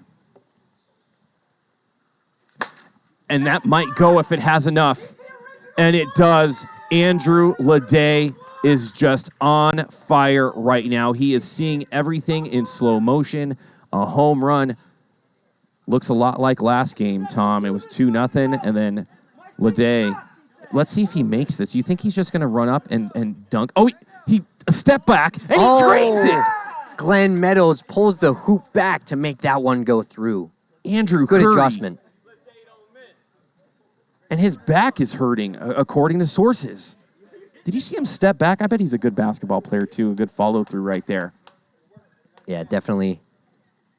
Good at any type of ball game. If it's playing ball, he can play. And Roosh says, I'm done messing around, AK. I'm coming after you. I don't care what your little powder you're selling off the shelves are. I'm never going to buy any of that. You know what, Trench? I don't buy that. Roosh is never going to be done messing around. That's what he does. He loves messing around. That's his thing. PLW fan. As you see, a great play by Justin Spurrier. Instant defensive pickup. And you can see Jay Spur, John at Roosh right now. He said he's done messing around, too. Man, this is really getting lippy out here. I know for this series, we did have to bring extra security out in case something goes down. As you know, the Ryan Roosh's car did not start after the series between these guys last time. We have security in the parking lot, people behind the fence. It is getting really, really chippy out here. Yeah, the Ones and Cajuns not happy with each other. Obviously, their manager, Andrew Ledet, a former member of the Ones. That's right. Requested a trade last season. Wow. It is, there's PLW stories everywhere here, and that's one of them. And looks like Cody Runnels now is going to be on the bump for the Cajuns. What do you think about this move? Oh, did you see my new hat? I wore it last week. You want to see it? Ah, yes. Look, I got my earpiece in, too. Wow. That's for Greg Kelly down low. You see that, Greg? That's for you, man. Smart. And that is Greg Kelly. Look, look at Sasai. If you remember that disrespect Trench gave to the Dungeon earlier, saying they don't hit home runs. Wait a minute. Story developing. These two, remember Greg threw out Sasai in the first ever. You walked Sasai out as Sasai was livid. And now they're buddies again. Look at them this. hugging They're it hugging out. I love it. That might have been too close for Greg, Yeah. especially with some hot cocos. I think they're mad at each other again. Yeah, no, Sasai was heated, very unhappy with a call on a ball up the middle, left, right side. Used some colorful language and was promptly ejected from the ballpark. What did GK say? You're done. You're out of here. Or something. You're gone. It was so You're awesome. gone. Bye. Head to the parking lot. See ya. A lot of people always ask why I wear earplug. It's because I have tinnitus, man, and I always hear high ringing in my ear. And so when I'm at bat, when I hit the ball or if I hear somebody hit it, it's like ear piercing. And, of course, the mics up here as well pick up everything. So I got to protect my earpiece. Make sure you take care of your ears, people. Anyhow, AK-47 up to bat. He's one of the few switch hitters. Cody Runnels also a switch hitter, so they're Little two switch guys. on switch crime.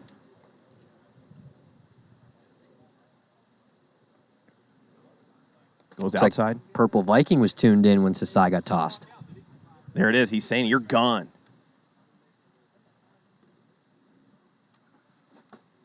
He meant it, too.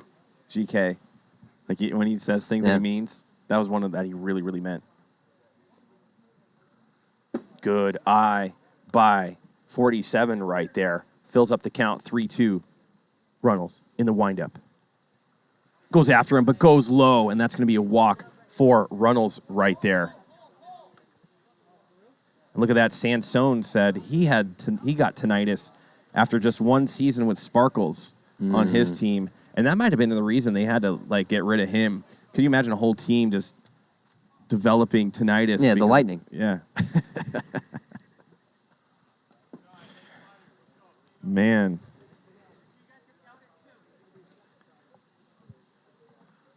If Chad ever renames his team, it should be the Earplugs. Ooh. Be an interesting rebranding campaign. Oh, 57.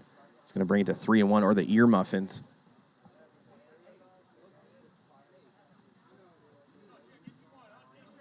I think that the wind might be changing direction out here, Trench. It feels like it's coming towards us now. And Runnels, after two straight batters, and he takes his performance on the mound very, very serious because he knows he can pitch. But listen, I always allude to this. It's kind of like when you're about to go play golf and you go to the practice tees and you're like hitting your irons and you're hitting your drivers. I never did that. And then the real game. And then the real game, you step on the box, and what do you do? Worm burner, 120 feet or out of bounds or whatever. It's different. Yeah, and then you're looking for your ball for 20 minutes. It's different when you get up there on the mound facing live batters compared to like BP or practicing with your team or whatnot, because it matters. It ends up in your stats. It ends up in the standings. And it's very, very difficult to be a pitcher out here. Yeah, definitely not easy. But this man, Andrew Ledet, he makes it look easy. One of the best pitchers in the league, has been playing wiffle ball for about 20 years, I think. Yeah. And it took several years off in between before he joined. And Jake this Purdy, league. sorry to cut you off real quick, says his ears have been hurting lately being on the Lightning, and he's their ace. Yeah, I mean, it's past the trade deadline, too. He's stuck there for another season. I'm going to have to, you know what? I might gift him a pair of earplugs Yeah. just to get him through this season, man. Just for morale purposes. The last thing you want is a person just hearing things on the mound.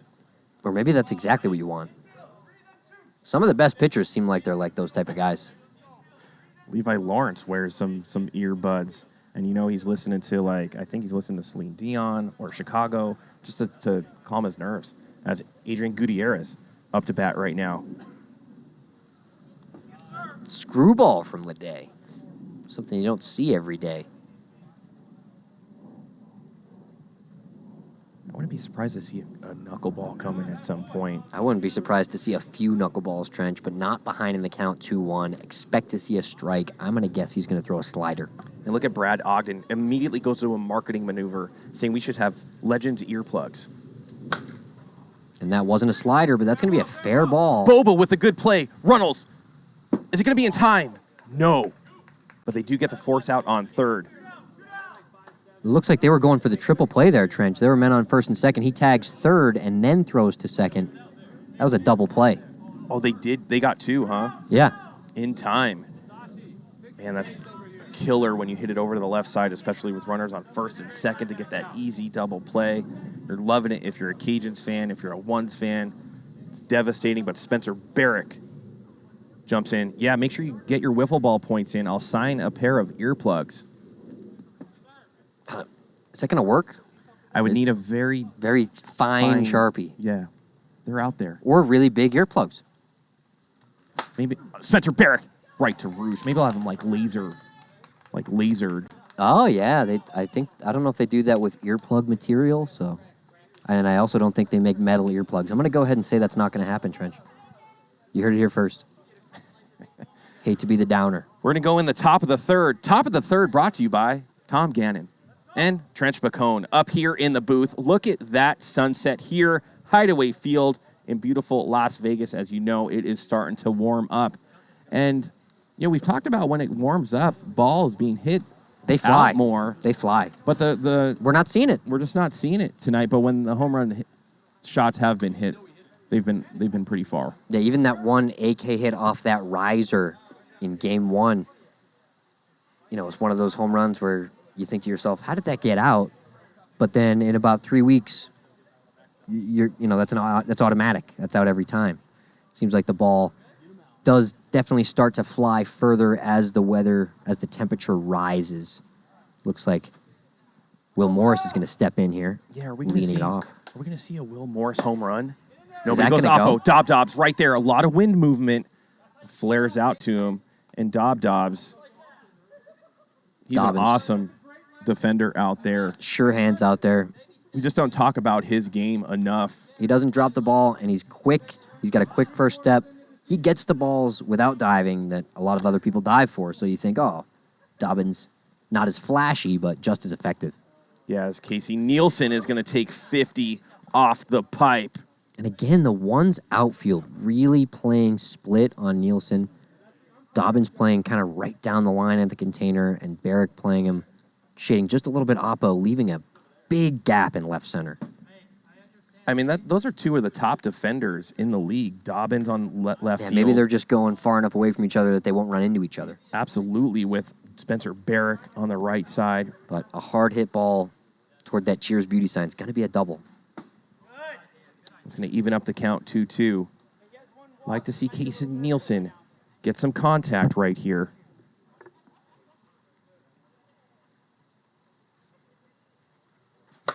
But he goes right side. Should be an easy play for Goots. Just needs to square up, make a throw, as he does for out number 2.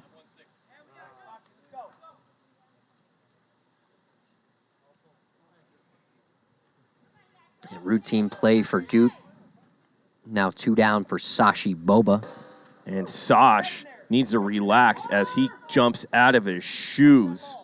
I think Sashi was trying to hit a home run, Trench.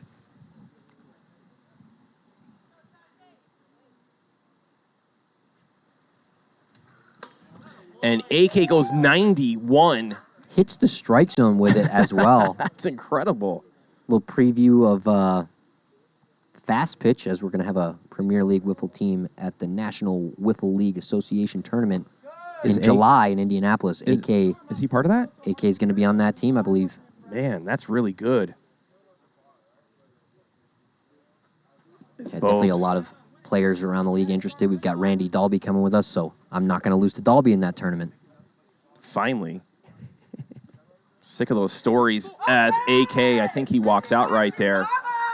As Chen, all 6'6" of this dude, walks to the bucket to get a couple balls as Kirby needs to run out there. Chen rocking a 2.79 ERA. GK's not going to like this slow roll from Kirby. I think he was just polishing off a hot cocoa, and he goes out to the mound. And Kirby's just a fan favorite, as you know. He's got some skills. He came off a ramp with some new shocks. Check out this video. Yeah, look at that. Wow. Tons of air. That's at least 18 to 24 inches of air from Kirby Bucket. And that was before GK kind of went under the hood, installed some new stuff, went into his transaxle, and repaired a couple things. I'm sure he could get even more loose with the ramp right there. Yeah, I think Kirby now has a higher top speed a battery that lasts longer. He has those LED lights and a bucket that not only could hold 8 to 10 wiffle balls, but at least 6 hot cocos. Yeah, at least 6. Probably 8 if you lay down the top 2. I like that. As long as you make sure they won't spill. You gotta have some area for the ice though, Tom. You got to keep them cool. But I don't know. Hopefully there's no holes in that bucket. It's Andrew Ledet flares to the left side. AK on the run. A ton of spin though. Foul ball. And look at that. A lot of people are asking, is Kirby single? As maybe that we should install a little passenger seat on Kirby. I'm not sure how that will work. I don't believe Kirby can. I don't underestimate GK's ability as Ledet goes after Leilani right there as she takes a wiffle ball to the face as Boba is going to score, and that's going to tie up the game 2-2. And Ledet is just a madman right now. Ledet adding to that league lead in hits, adding to his on-base percentage, and he's a robot. A lot of times people say Randy Dalby's a robot. I think Andrew Ledet's the robot. Remember, he had a series where in 8 at-bats, he struck out 7 times. In 8 at-bats. I think he struck out 6 in a row. It was a software malfunction.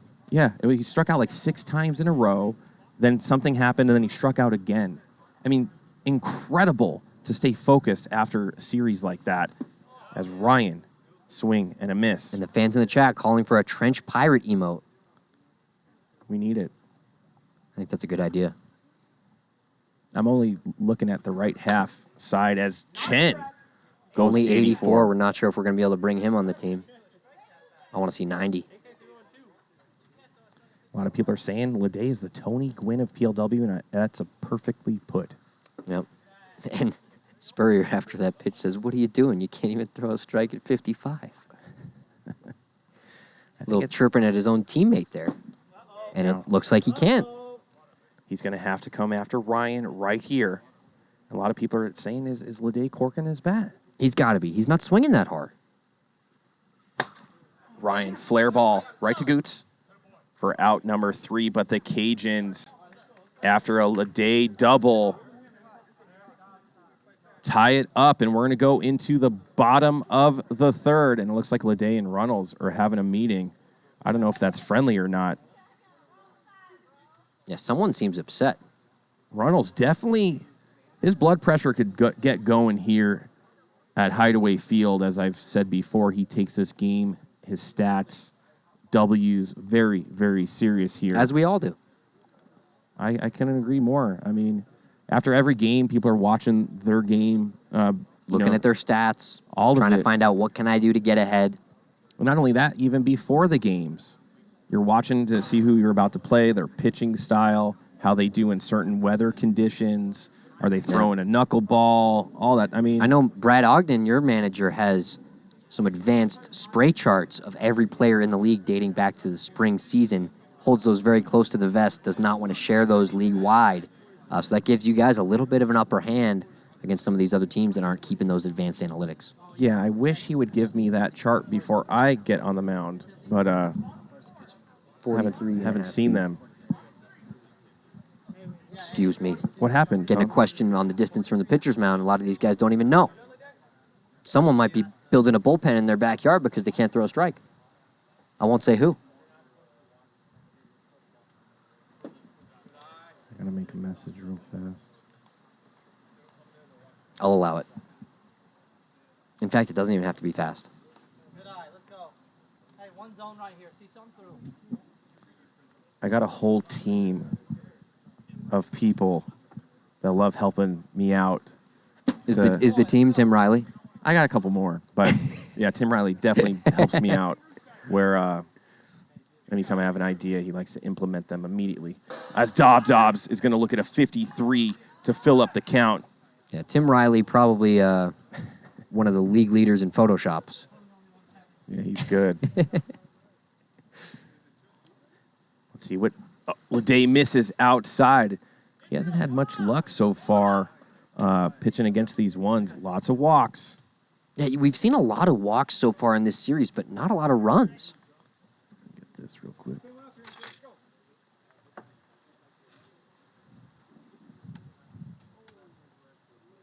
Pitcher's doing a good job of stranding runners. Oh, that was a nice screwball from Ledet right there. Really froze Justin Spurrier. Is this still dying, Tom?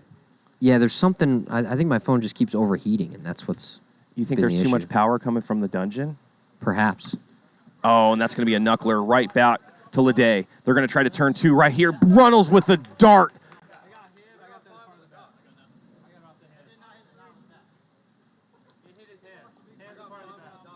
Looks like it hit his hands. Hands part of his bat. And that's going to be safe as it went over 5 seconds. And Spurrier trying to argue that it didn't hit him, but turns out he's on base. See that replay again. Looks like they're not going to challenge, as it did obviously benefit them. So really nothing to challenge. Unless the Cajuns want to challenge that, I guess they could have. Little fast, 59 coming in as we got TikTok once again live. How many minutes do you think we're going to have it before it overheats again, Tom? About 6. I'm going to go with 6. 1-1 count. Nasty pitch by Ledet that gets into the turf.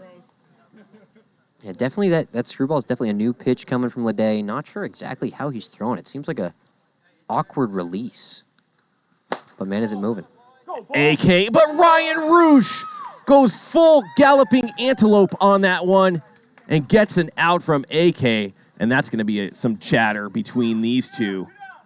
He kind of smushed that ball. He kind of milked that one and jumped up to go get it, even though he could have just taken another step or two and caught it right at his chest. It's Ryan Chen with 2 outs here, runner on first. Bottom of the third, game tied 2-2.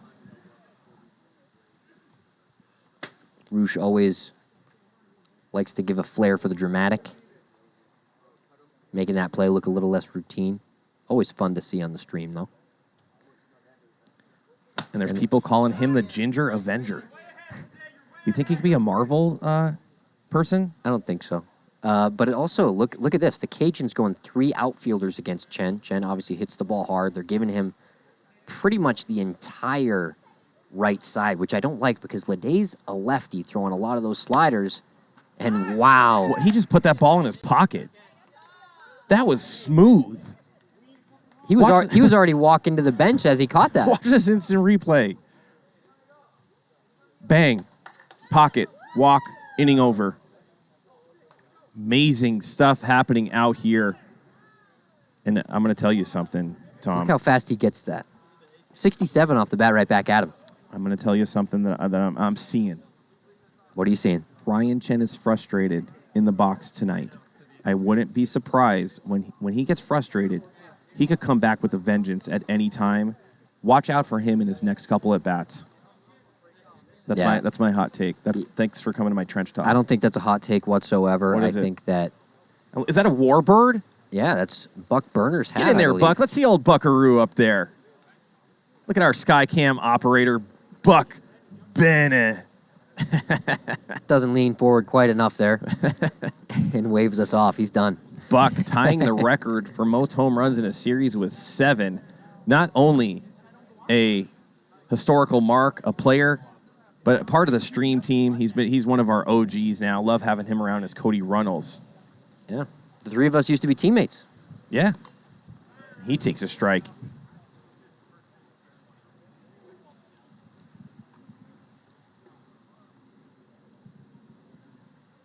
That's right. You used to be teammates with Buck on Skycam. You were teammates with me. Who else were you teammates with? Nobody else on the stream. Quite a few guys. I used to play with in the Avocado League with Sasai over there down in the dungeon.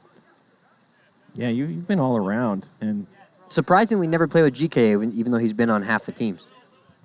I right. don't think GK and I have ever played wiffle ball together other than winter pickup ball, which was always fun out here. And here's Will Morris, 1 out, game tied, 2-2. You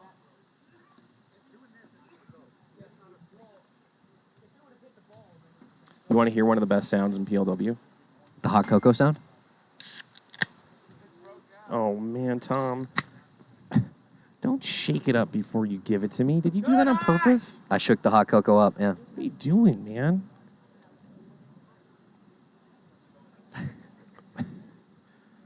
Chen going after him low. It's 2-1 though, misses there. And there you see the rug burn from Will Morris. Maybe that's why he didn't get down to stop that double. Yeah. Look how much his leg's torn up. You can see on your screen right now. Oh, man. Right on that sort of calf shin area. He's missing a little bit Shaft. of skin.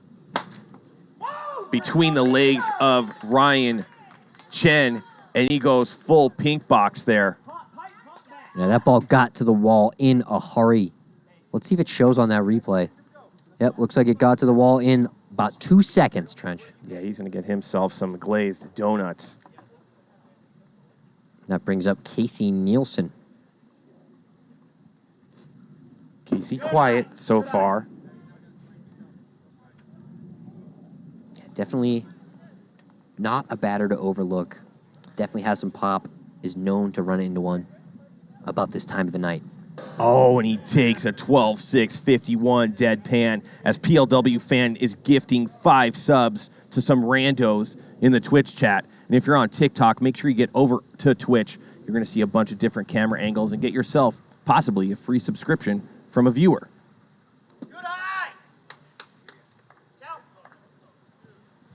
We got replays over here on Twitch. We've got it all, really. 2-2 count. Chen. Nielsen tips it as some of those Tier 2 wins start whipping around here.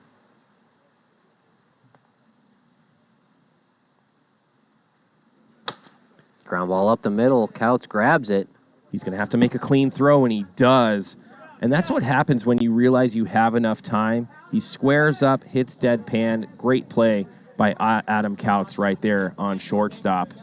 Yeah, really textbook form there by Couts. Gets the out.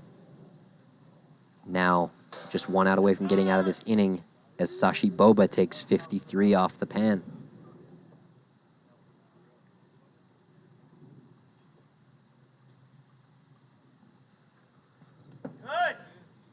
Skips that one in for a ball. 1-2 count. Chen, very deceptive. He one-hands it. Wow. Man. Juggles that one to himself, stays with it, makes the play. A lot of spin on it, but he's able to snag it. Take a look at this again. Kind of pokes it up, and then, whoop, he's got it. Kind of tough to see on that replay, but good concentration from Chen to stick with that.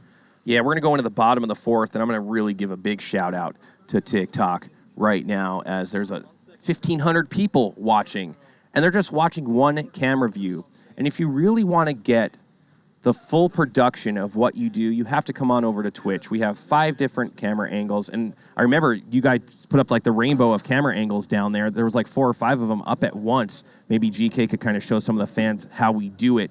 We have Sky Cam, Dungeon Cam, commentating cam, center field, instant replays. You could see the innings. You can bet your wiffle points. Bet wiffle ball points. You can see Buck Burner with a sunset of Las Vegas right now. If you go to PLW.com, PremierWiffle.com, and you look at the stats as you see GK and Sasai down there in the dungeon working all those camera angles for you, you can look at the stats and have some pretty sharp bets and earn yourself some wiffle ball points to buy some stuff, to real things. Yeah. Signed wiffle balls, a sweatshirt, whatever you want. Earplugs as Gutierrez is going to take foam ball for 1-1 count. Yeah, you can see that little white foam up on the top of the strike zone on that bar supporting it.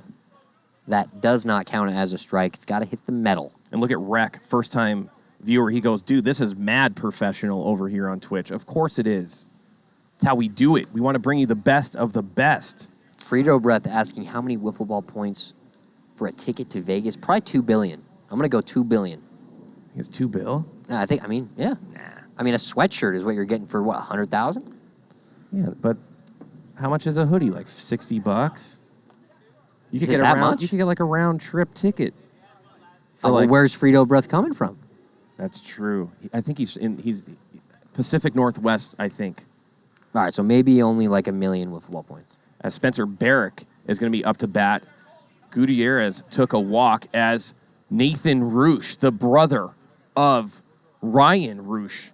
Yeah, really throws the same type of stuff from the right side, kind of a mirror image of Ryan Roosh that we're going to see on the rubber right I now. kind of disagree with you a little bit there. I think Nathan has a side piece a little bit better than Ryan Roosh's and Perhaps. more but disguised. I still think that they both throw it, and they both throw it just about the same. I'll agree with you on that one. As we're almost approaching 500 viewers. And there's Kirby Bucket, PLW sweetheart. Yeah. Pretty much everyone's favorite character in this league. It's not a player. It's Kirby Bucket. I mean, if I was going to tune in, it's mostly Kirby Bucket I'm coming to see. Yeah. As you can see, Ryan talking to his brother,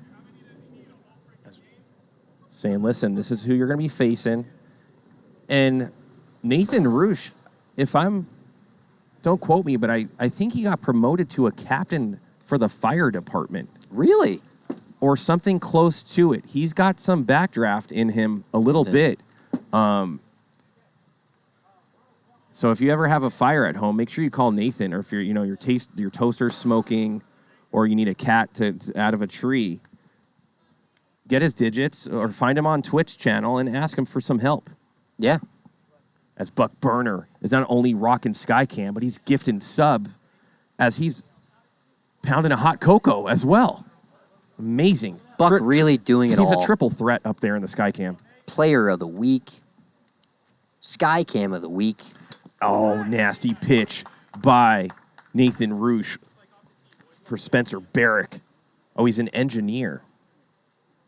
You were close. Yeah, I mean, basically every time you see firefighters, they're always fixing something on a car. Yeah. I didn't even know engines had ears. If they do, I'm going to give them a pair of my special earplugs. Yeah. In fact, I might give all my earplugs to his station, his fire station, Because they have to listen to him? as he gasses up Barrick for a strikeout.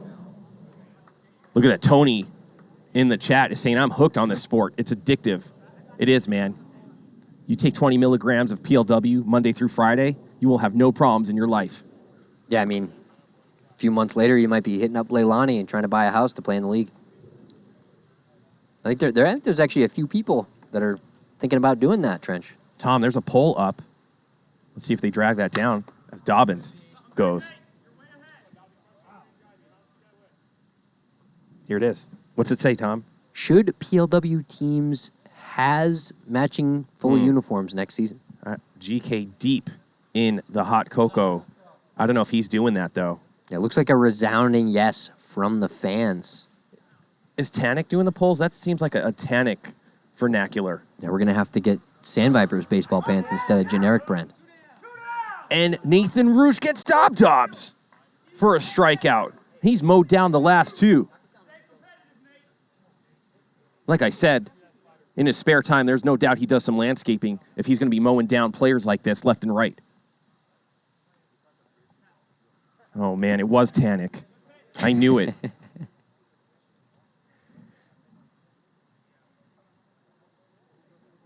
Looks like Tannic might have not finished 6th grade with Chad. So, is that actually true? Because Chad said he knew everything already, and he just walked out of 6th grade once. But then he also went to college. How does that work? I don't know, man. But anyhow, a lot of people say, I don't care, it's WIFFLE. I think it looks cool, honestly. Look at Sashi Boba! Full Dennis Rodman layout right there. He's trying to make the cover of Sports Illustrated, and this is a dude that we said had major surgery just a few months ago. Yeah, definitely pushed the timeline on that. Came back a little early. Wiffle ball. Some people think it's a pretty light sport. You're not going that hard, but not Sashi Boba. Oh. And Roosh is on fire. If this was NBA Jam, PLW Jam 2022, he'd have that little flame by his wiffle ball. And you can hear at the end of that inning Ryan Roosh yelling, "That's my brother," from left field. It's my brother, God damn it. That's from Backdraft. GK knows. What inning is it? Top 5. It's getting serious. We're rolling through this tonight. Yeah, it's getting serious. Not a lot of scoring, good pitching, as you saw from Nathan Roosh, striking out the side. And that's not an easy task against the ones, man. No, it is not. The ones, like I was saying earlier, really the top offense in the league. They're, as a team, leading in on-base percentage, runs scored, home runs, and OPS. Those are that's those are the major. Everything? Although the Cajuns, okay, let's hear some Cajun tied for talk. first in batting average with a 299 batting average, slightly higher than the ones, but where they fall off is in those power numbers. I see that Warbirds hat right there, and you could check out the Warbirds. I'll kind of go over the rest of the lineup of the week. Tomorrow night, you're playing. The Bombers are coming into Sandviperville, and Tom Gannon will be on the mound. You could watch him try to retake the lead in strikeouts and win a couple games as your Vipers are looking good. Man, right now, Hicks, Adam Tannick, looks like he's back in form, and you know how I feel. And I've always said, if there's one person that is, when they are laser focused, there's no person more scary than Adam Tannick himself. He can be a scary dude. Swings really hard. He may not even have the highest exit velo in the league, but he definitely swings the hardest, I would say. And you yourself, average swing speed per swing. Mark Tavano playing well. Yeah. And then there's a big matchup on Hump Day, Wednesday night, as Ledet's looking at a 1-2 pitch. Low. There's a lot of spin, and he's probably going to get a base hit. AK falls down, lays out, not able to get there. It looked like he wasn't sure how much that was spinning away from him. But Ledet, the lefty, going the opposite field. That ball's just going to run away, and AK unable to reach it. As Ryan Roos comes back. Wednesday night, big matchup. The Vaders are going to go into Legend Town, and that was a big series win for the Vaders last time we played. A lot of action. Yeah, I believe you guys outscored the Vaders by 9 despite dropping the series. Roosh to the left side. That's going to move Ledet to second base. That was on the left. Yeah, we definitely had our chances, but they took that series. Really, really good team. Kyle Etter got one off me, popped it off over the container. As Cody Runnels jumps into the box, no outs here. Looks like the one's having a little bit of a meeting, trying to talk strategy, figure out what they're going to do. They've got 2 on, nobody out. Maybe going to try to make sure they turn that third to second double play. And Runnels brings out his turf wedge on that one as we have eclipsed 500 viewers. And the winner of the poll, don't care, it's WIFFLE. What do you think about that, Trench? Listen, I don't mind wearing the pants because I'm always diving around out there, and I've left so much DNA on the turf out here. If humans ever went extinct, they could just come right back to Hideaway Field, take some turf samples, and probably resurrect me as a human later in the future. Yeah, Will Morris as well, as you saw earlier. Could you imagine me and Will Morris fused as one? No. I couldn't imagine it. And that's going to be strikeout number 1 for Ryan Chen. As Runnels takes the long walk back to the dugout. Yeah, we're going to get to 600 viewers tonight. Remember, we have a whole nother game left. As Will checks up. Speaking of games, then on Thursday night, the Owls are going to go into Warbird. And that's a big-time matchup, especially as the Night Owls are trying to sneak into that 5th spot. The Battle of the Birds. Yeah, man. Someone's got to fly. Yeah, somebody's going to be winging it right there as Will Morris is looking at a 2-1 pitch.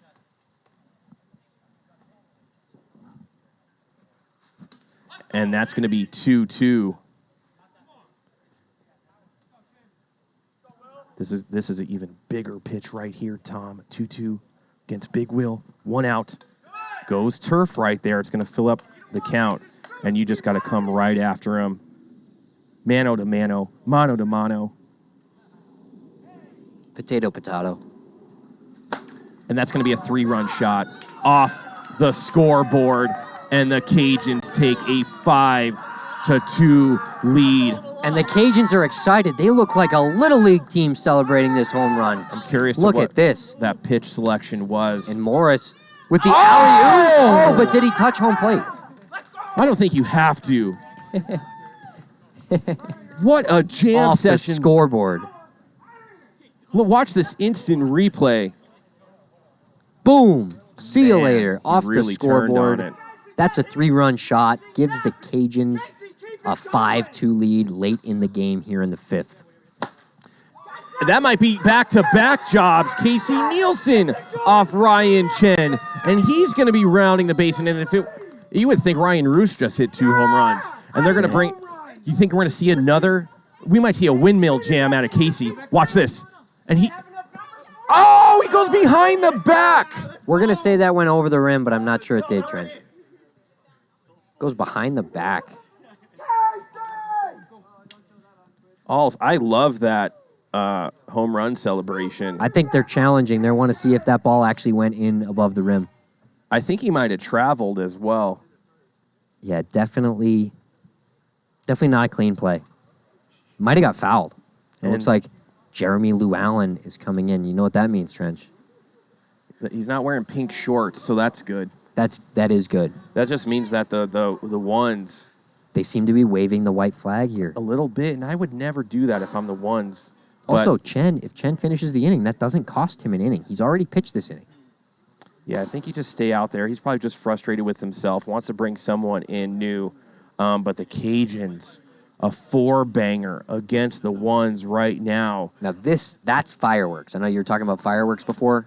That's what fireworks looks like. Yeah, what a pickup for Andrew Ledet and the Cajuns. Will Morris just playing lights out sometimes. 3-run shot followed up back-to-back by Casey Nielsen.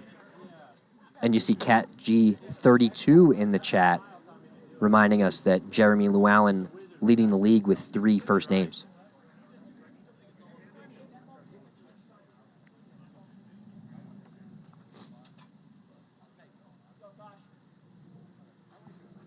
And Sash looking at Boba 52. hit a home run right there.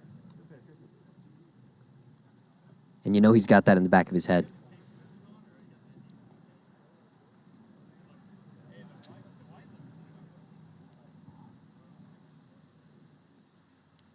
Good eye! Good eye! And you could probably hear Ryan Roosh saying good eye to his teammate Sashi Boba. Clearly fired up and clearly distracting his teammate into swinging.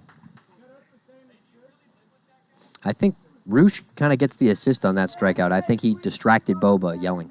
As Andrew Ledet is up to bat with a 6-2 lead.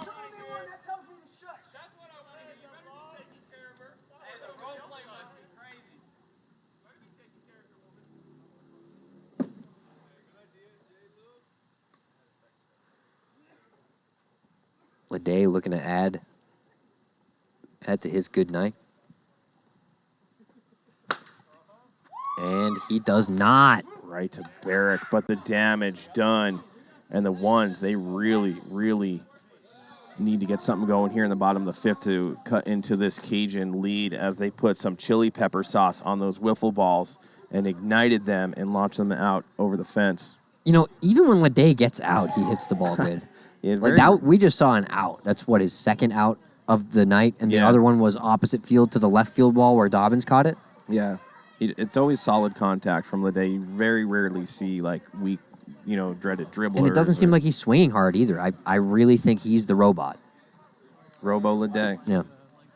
As Nathan Roosh on the bump, and the ones got to get something going here. They got 6 outs to work with before we go into game number 3. And that would be a rubber match if the Cajuns do hold on. And TikTok, if you're watching, I see you guys, what's the score, what inning, who's playing. If you came over to Twitch, you'd see all our graphics, who's on base, how many strikes, how fast the pitch was, who's playing, what game number it is. And, of course, we have so many different camera angles. You guys are just watching from Tom's old, prehistoric iPhone.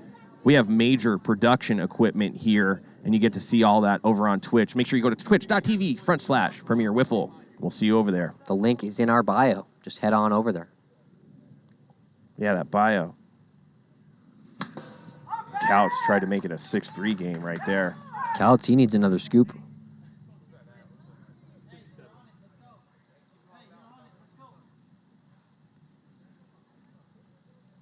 The ones definitely looking to put together a couple of runs this inning, chip away at that 4-run lead the Cajuns have built.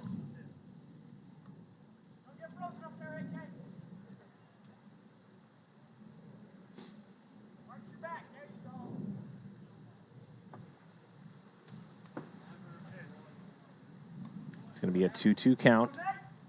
He's going to try to be patient. Want to get runners on here. Misses inside, full count. This is a big pitch, walking the first batter of the inning, especially when you have a little lead. You don't want to do that. Definitely a pivotal moment as well. If the ones can get something going this inning. Oh, he catches him on the inside pipe. And you still hear Roosh all the way from left field doing talking some smack for his brother, as his brother's a little bit quieter than him. I'd say a lot quieter than him. Yeah, a little bit more soft-spoken. As Ryan Chen up to bat right now. And he unleashes hot fury on that one, but comes up with nothing. And like you said before, when Chen finally hits a ball out, it's going to go very far. Very far. Up in the count, 0-2. Definitely coming with a hot pitch right there, seeing if you can get him to chase. 63-mile-per-hour screwball there. Pretty good pitch. 56 to even up the count. And you can see Kevin, first-time chat, just switched over to Twitch. Wow. Nice. That's how we do it. He gets it. And Chen, what a play, goes over Runnels' hands, through Ryan Roosh's hands, and Will Morris comes up with that one. And nothing working out for the ones right here. Trench, I think that ball was on its way out of here. I think if he doesn't catch that ball, it's going right over the fence. So do I. I barely would have got out. Man, that was still elevating as it was just... That was similar to AK's home run in Game 1. Yeah, exactly the same. This is going to be a tough play for Casey over there on the right side. Oh, and he gets it in time, under 5 seconds, and we're going to go into the top of the 6th, and the Cajuns would love to score a couple more just to make sure that those ones have no shot. You know, on that last yell from Ryan Roosh, it kind of sounded like he lost his voice. So look for that. Look for that to make an impact in Game 3. If he's not able to yell and rile his team up, the Cajuns might be in trouble. I'm watching people on TikTok saying ROY Morris. That means you've been watching TikTok and watching Will Morris play for quite some time. Yeah. How could you not come over to Twitch and be like... It baffles me. That's I really don't know. I blame Will Morris. That must be a friend of his. And he sent them to TikTok. Well, what is he doing? We're going to have a little after post-game interview. We're going to have to get to the bottom of this. Will Morris, I'm on to you. Yeah, we're going to have our marketing team talk to Will Morris as Llewellyn is on the bump right now in the top of the 6th, and they cannot give up any more to the Cajuns.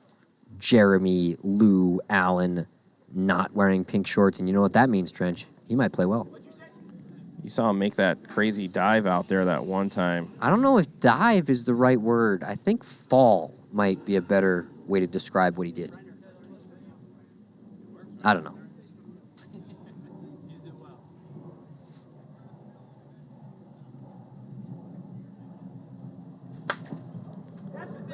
Oh, no. The dreaded spinner.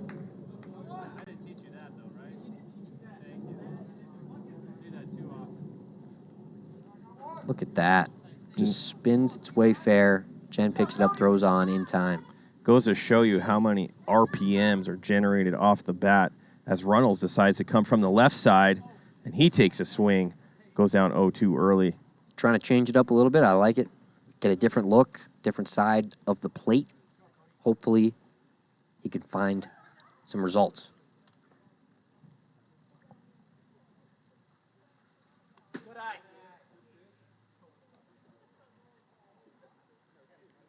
Llewellyn's been seeing a lot more innings for the ones here in the second half of the season. Looking to really give him a shot to develop into a starter on this team. And now that they've got Spurrier here, he gives them yet another pitching option. And he's going to go down on strikes. And Runnels having a tough time after the trade. I think it was even before the trade he kind of started to hit a slump and hasn't really climbed his way out of it.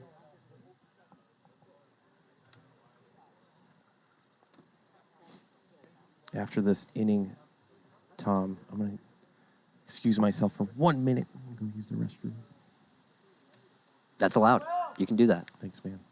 And Will takes a cut. And Couch tells him to swing harder, which I'm not sure he could do. Oh. Maybe he did. They kind of Little bump into each collision. other. He's going to try to make the throw. He does have a good arm, but not in time. Morris does a good job getting out of the way of that one, because if that hits him, he's out. Assuming that's still under the 5-second threshold, which I believe it was when it crossed him. Yeah. Almost off Morris.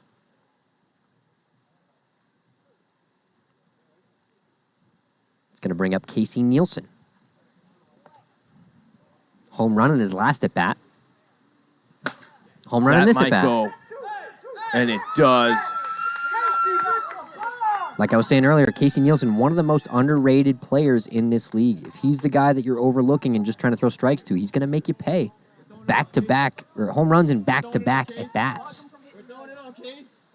Wow. And it looks like he's going to get the alley-oop.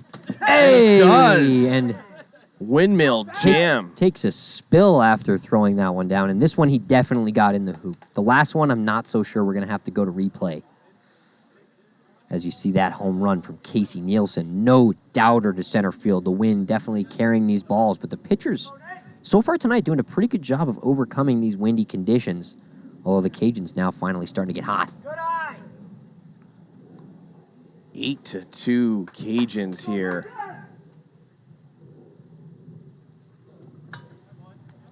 .55 right on the bar. Freezes Nathan Roosh.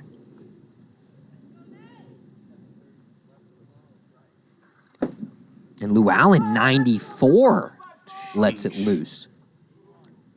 Doesn't hit Definitely. the pan, though. So is he not making the fast pitch tournament Yeah, either? we need guys that can throw strikes from 5 feet further than that. Slows it way down to 45. Gets Roosh just out in front.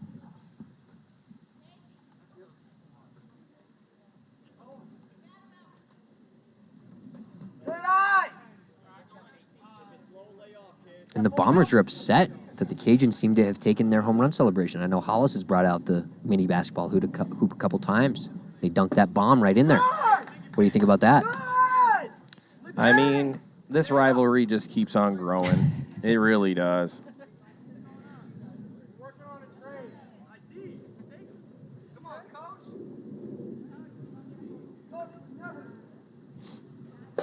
As Andrew Ledet takes 56 outside. Looks like both these teams still kind of chirping back and forth, and it's not as friendly as it was in Game 1, Trench.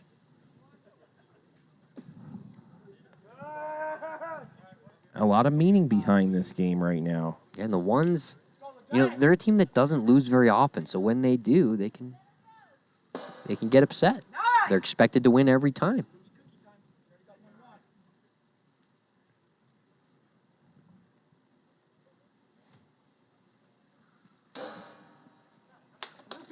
And there goes Ledet to first. I'll be right back, Tom.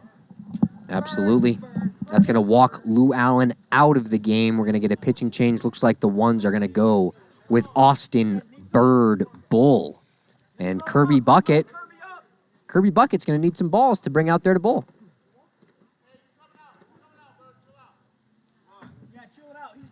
And there you see Kirby driving his way out to Bird, who's warming up to come into this game, Austin Bird Bull.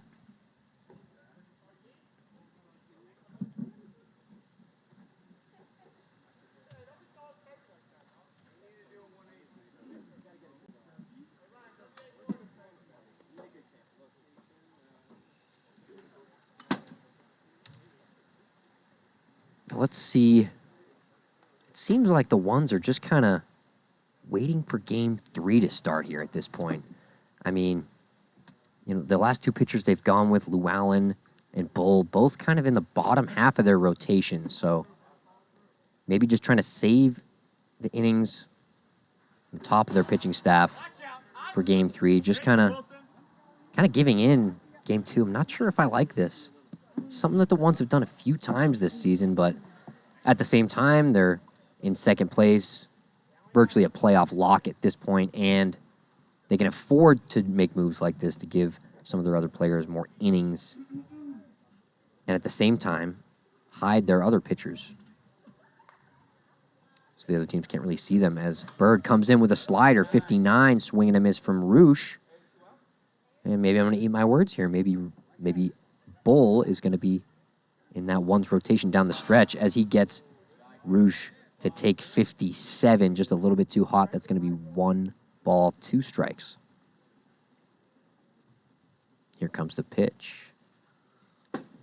Misses way outside, 57 again. That evens the count at 2-2.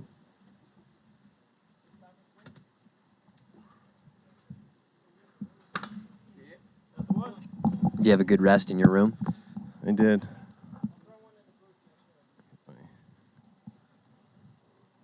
That was quick. Clearly a number 1. I eat lots of fiber, dude.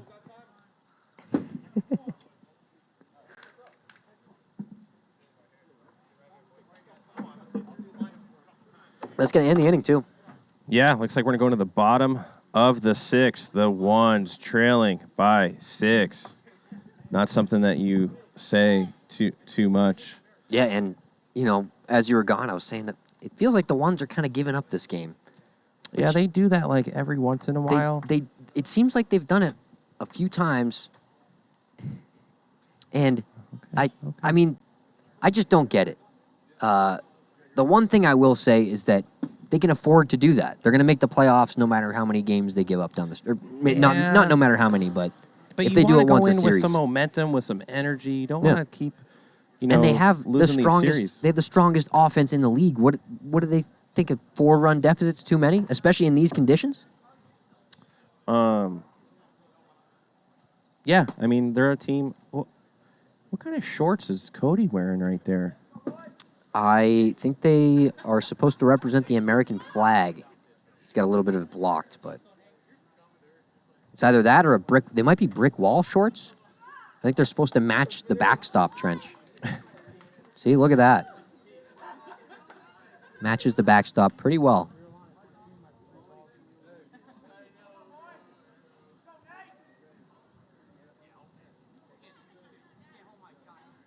Misses way inside, throwing behind Schmitty. Not even close to start the at-bat.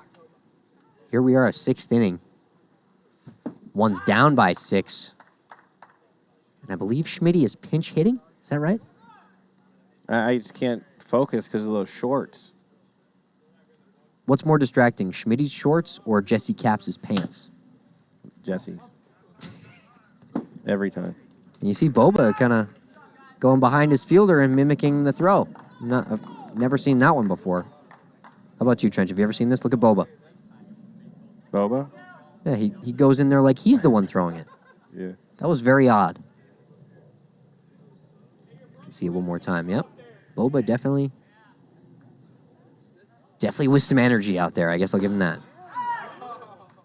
50-mile-an-hour riser right down the middle, and Dobbins has no idea what just happened.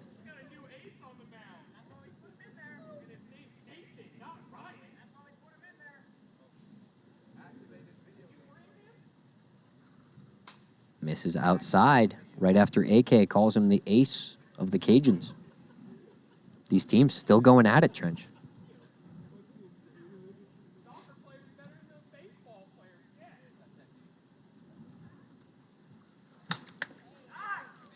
Fouls that one off, hits himself in the back with the backswing. So I guess Dobbins, the only guy in the league with, he literally has a backswing. Yeah, when he misses right there, he kind of slaps himself in the back. And I also believe Dobbins has been using that same bat since summer season, maybe fall season. Oof, and he goes down, and that's going to be out number 2. And that might be his last at bat with that bat. Dobbins is the kind of guy that he might take himself out of the lineup.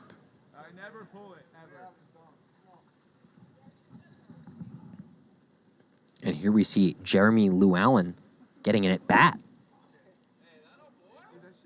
First at-bat of the night. I believe he's had a handful of at-bats throughout the season, but hasn't really produced a whole lot. Let's see what he can do here. As he takes 55, 1-2 count. And you see Llewellyn say, wow. And now the ones are calling Roosh headband. Not Nathan Roosh, the pitcher, but Ryan Roosh, their outfielder. Llewellyn taking 58, just above that speed limit. Roosh just 1 out away from ending this game. Oh, And he's done it.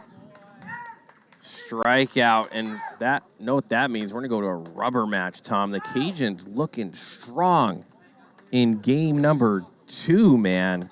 Get that 3-run bomb by Will Morris. Casey Nielsen hit a couple home runs that game. So it's rubber match time, and I really feel like the ones need to step up and get some mojo going. Yeah, it seems like the Cajuns have really found their groove, and the ones are going to have to stop that if they want to win this series. Yeah, so we'll get the pitchers for game number 3. We'll be back in 15 seconds.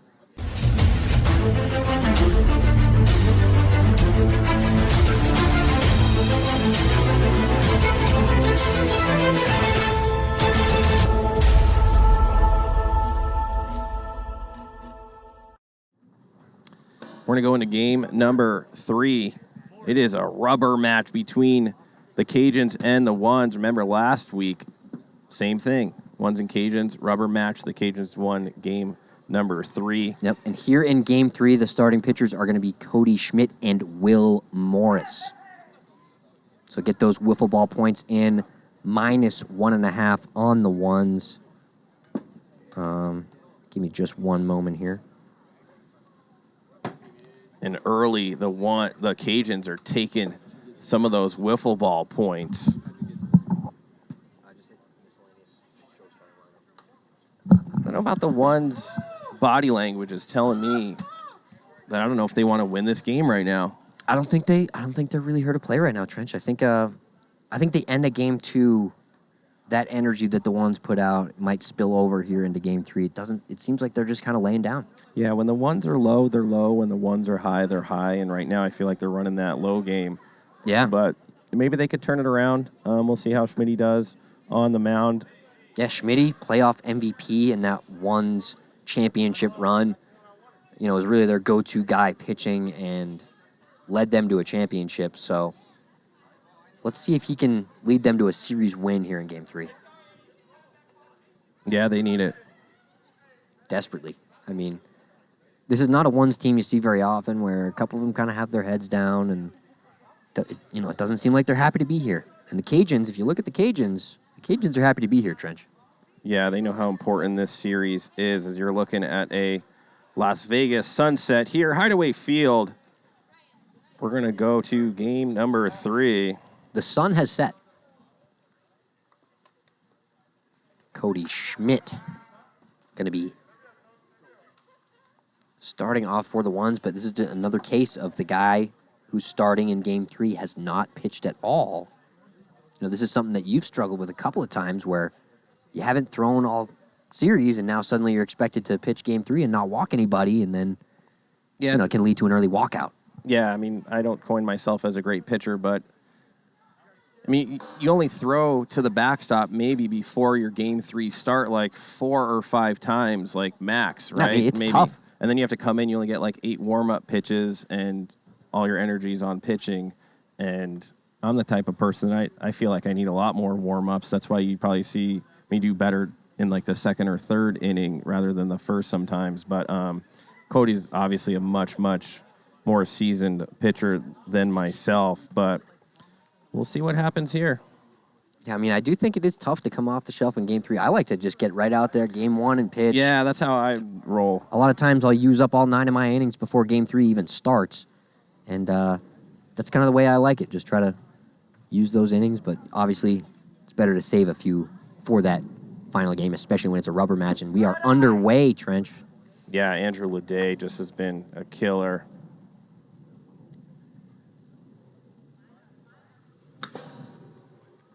Fouls that one back into the strike zone.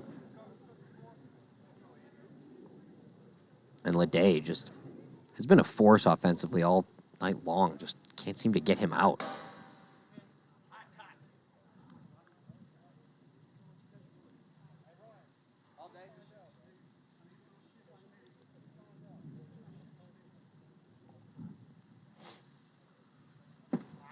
Misses outside. Ledet probably going to get a hit. You can predict that every time, and you'll be right more than half the time. Yeah. And that works. Nope. Immediately single for Ledet. I can't even say I called it because mathematically that's just the most likely outcome. He's definitely above average this series so far. And, yeah, I don't know how you get that guy out. I think you just don't. Most of the time, you actually don't. As Ryan Roosh steps in the box looking at a 1-1 count.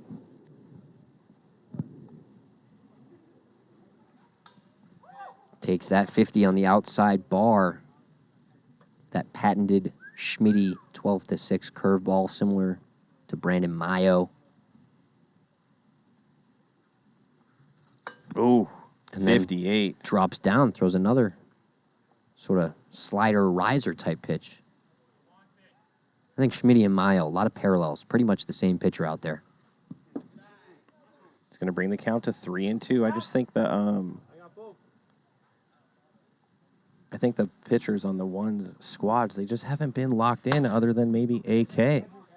As he's going to try to turn 2 right here. Does he get it on the inside? No. And a lot of people in the chat saying that Schmitty was swimming before the series, and that's his swimsuit. Those are his swim trunks. Yeah. It's a pretty good guess. 100 degrees today. Cody Runnels up to bat right now. Oh, is that going to go fair? No, it's not.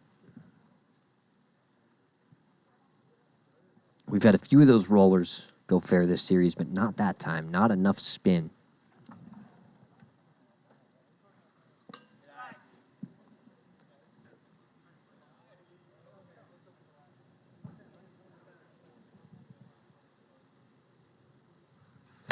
Fly ball center field. That's going to go. That's See you gone. later. 2-run shot, Cody Runnels, and he's been waiting for that. And there you see what happens when you get these balls in the air. But it just seems like this whole series, we haven't seen a lot of it here until Game 3 when the wind almost has died down. Let's see what kind of dunk he pulls out right here. It's going to be another alley-oop. Oh, and he went Shaq on that and totally took the rim down. Thought they reinforced that. I don't think that ball went through the hoop. But that ball went over the fence, as you see the Even replay. the technique wasn't very good. Not his best work, Trench. Not his best work.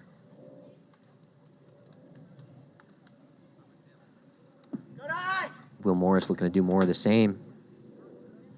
As we've got nobody on.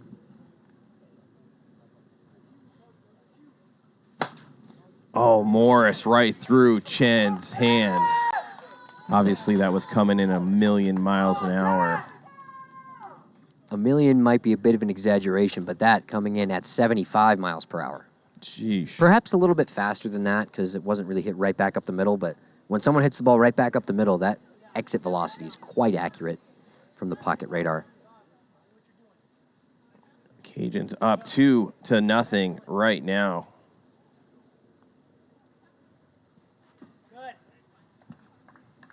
And the Cajuns throwing that first punch here in Game 3, getting that early lead before. I think Cody's mom's watching as well. Yep. As she does. She's a Yeah, big Mom time Gammy. fan. Good job, Cody. Right there in the chat.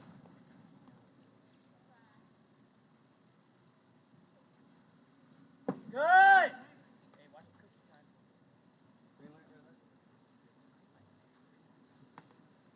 And Nielsen's just been given the green light from Ryan Roosh. Let's see what he does. Ooh, takes. 47. Fill up the count.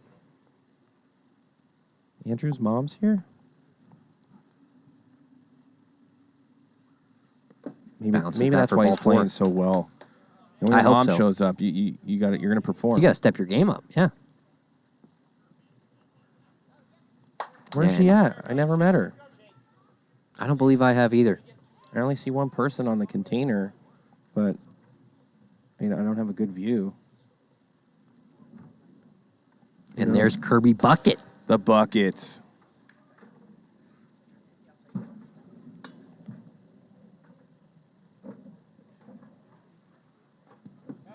Yeah, I think Andrew's mom here, that's Andrew's mom saying that. Wait, what? I think that is Andrew's mom right here. Oh, gotcha. Where's she at? Yeah, she's watching online, Gotcha. not at the field. Although I have met Andrew's father, Alan Ledet. He's Yeah. been out here a few times. Big wiffle ball fan. Good dude. Doesn't like the Sand Vipers, though. I went to lunch with him and Andrew at Tarantino's like a week and a half, 2 weeks ago. Is there anyone you haven't had lunch with at Tarantino's that's in this league? Bunch of people I have, no doubt. Looks like he still may be able to submit those wiffle ball points unless they've already been closed. 1-2 count. AK misses outside, 2-2. Now it looks like they're frozen. The points are closed. It's 150,000 practically on each side. The one's minus 1.5 yet again.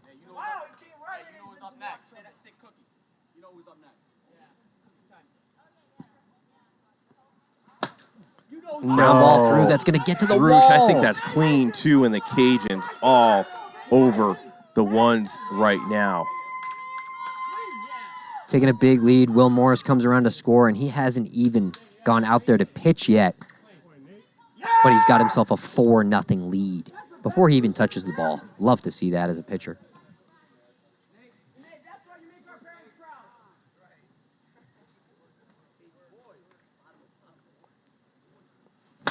And Ledet is going to add to that total. And that's a 2-run jam. Man, these Cajuns, if they make the playoffs, watch out for those guys. You remember when Ledet said he's not a home run hitter? How many does he have now? He's a liar and a fraud because he's a home run hitter. He's got to have, what, like 14? And looks like Ledet's going with the jump shot again. He likes that. Oh. How many home runs Breaks did he it. have coming in? I'm not sure. Don't have that in front of me, but he's got more now. I think he's got 3 on the night. I mean, he's at least had 10, probably. Could have been more than that. Like, just say he had 10. Now he's got 13. How is he so good? I told you, he's a robot. That's the only explanation. Looks like they got the whole Ledet clan there in the chat. Boom, boom, boom. Maybe he told his family to watch because he knew he was going to hit a bunch of home runs tonight. He looked at the weather forecast. He knows that he hits the ball over the fence often. Yeah, he just believes in his team. As Ryan is going after, and that's going to be a double. And these guys are just teeing off right now. And Andrew's mom saying, I taught him everything he knows. And I've got a question for you, Chen. Yeah. Trench. What? Why is Chen not pitching? He's their ace, right? Yeah, I mean, he should be in there. What are they putting AK in there for? Chen's got plenty of innings left. Well, I mean, he kind of got rattled the last time he was on the mound. Maybe these guys just don't think they can get any of the Cajuns out. Here's Cody, and he might go. Is that going to carry? Barely gets under that as Dobbs. Out number 2. And 2 down, but Will Morris going to be stepping in, trying to help out his own cause a little bit more. Already 6-0. And another runner in scoring position here. Will Morris demolishes that one. 8-0 Cajuns as they are just exploding with runs. And AK's like, I'm done. Get in here, Llewellyn. And let's see what Will. Oh, he does the Euro step. Oh, and he missed. He blows the layup. He missed tries the to layup. go Luka dunk kick. Dunk mix. Man, Morris is good. He's got such a great follow through as well. Looked like pretty good basketball for him, too, but, laying up a wiffle ball is not easy. Hits that ball over the scoreboard, showing off the power. And now, Casey Nielsen up. He's got a couple home runs tonight. He's got 3. That might go. Spencer Barrick cannot get to it as he's trying to hang on for dear life. Does a good job staying in the yard there. Good effort, but not quite able to reach that one as it goes over the wall. You see the effort from Barrick, and then he's fallen over, and he keeps himself within the field of play. And Nielsen misses Also his breaks it. much better wiffle ball team than basketball team. How much blame do you have to put on Glenn Meadows here? I mean, he's got a move the hoop to He's where got the a ball's mobile going in. hoop and- Yeah, he's got to move the hoop to somewhere the ball's going to go in. I think they need a new. I mean, I hate to say it. I love Glenn, but they might need a new basketball hoop holder on the Cajuns. Some guy that'll just make sure it lands in the hoop every time.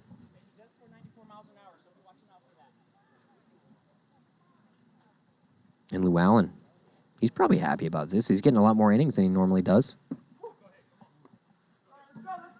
And you hear AK say, let's go hit. Already down 9-0 before the Cajuns even take the field. That's got to be demoralizing here. Game 3, the one's already kind of down after that 8-2 loss. And here's what I would do.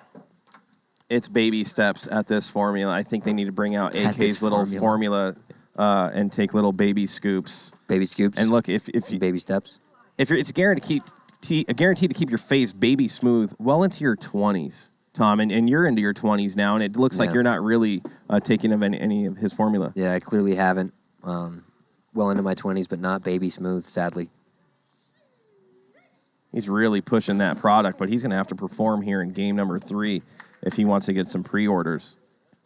Yeah, I mean, the stock has definitely been dropping for that formula after AK's home run in the first game. He hasn't really produced too much else, although really carried the team in game 1, the 2-run shot, got the save as well, I believe, came in that last inning, but since then, been kind of quiet. Up 9-0. This is the kind of momentum they needed coming into this week, as they were what, 20-22? Sounds about right to me. And they're about to be what, 22, and if they hang on here, maybe what, 22-23, like right in the mix. Yeah, the Cajuns definitely playoff hopefuls. They were actually in the preseason power rankings ranked dead last. And that ball takes out a hot cocoa down the third baseline.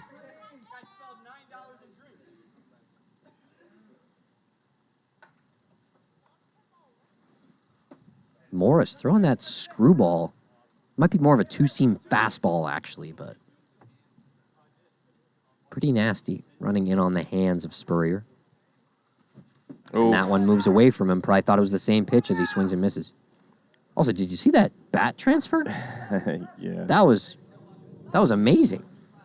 As AK-47 jumps into the box, they have to get a couple runs, I believe, right here. You can't have the Cajuns come up once again with all their energy. You just can't do it.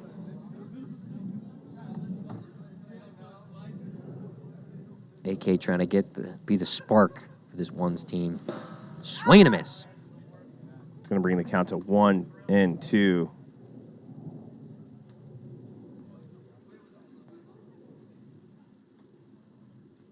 AK batting from the left side. Known to be a switch hitter. And that was a foul tip into the pan. You get one of those, you do it again. Good night.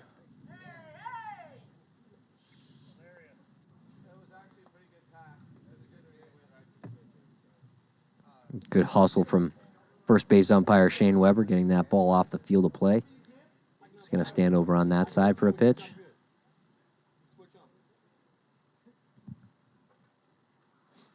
Oh, he's going to sit down. Iced right there. And as AK would say, 54 smell ya. Man, the Cajuns are really, really looking good right now. You know, Trench, I think if AK wants to sell any of that baby formula, he's going to have to bat right-handed. Yeah, much better numbers. Yeah. That's Ryan Chen up to bat. 2 outs here in the bottom of the first. And the ones, they could score 9, 10, 11, 12. So they know that they're in this game. They just got to hunker down and make sure the Cajuns don't explode for more. Yeah, I mean, there's a lot of game left, and the ones have a high-powered offense as well as a strong pitching staff. So this game's not over.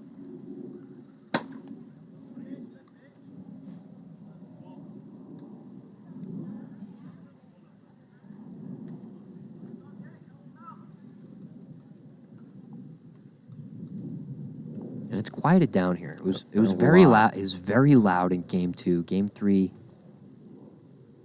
a little bit more tense, maybe. Ooh, high and tight. 58. 2-2 count to Ryan Chen.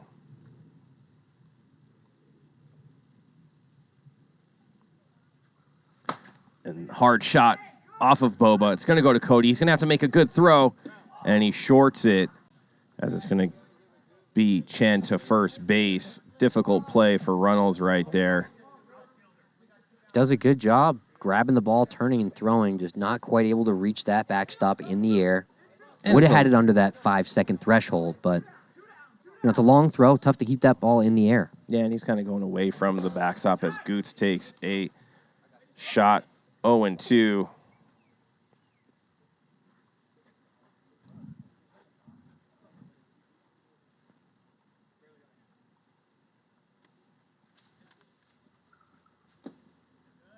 Goot takes one inside.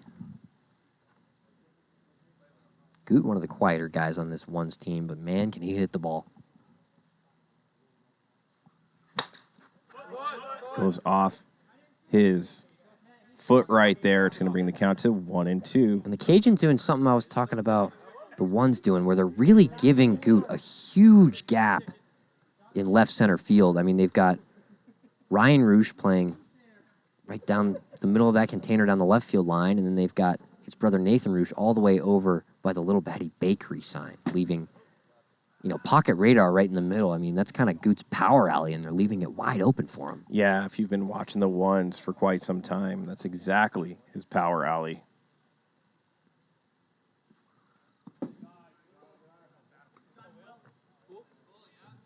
Full count. Morris going to try to stay in this game. He's got great pitching numbers, and I'm not sure how many innings they've got left for Roosh. Gets early on that one. Yeah, Goot wants that one back. Definitely thought he should have had that one. Yeah, I feel like the ones have kind of just taken their foot off the gas just a tiny bit the last few series. They've also taken the air out of their tires. Another foul tip. And they might have even taken a wheel off the thing.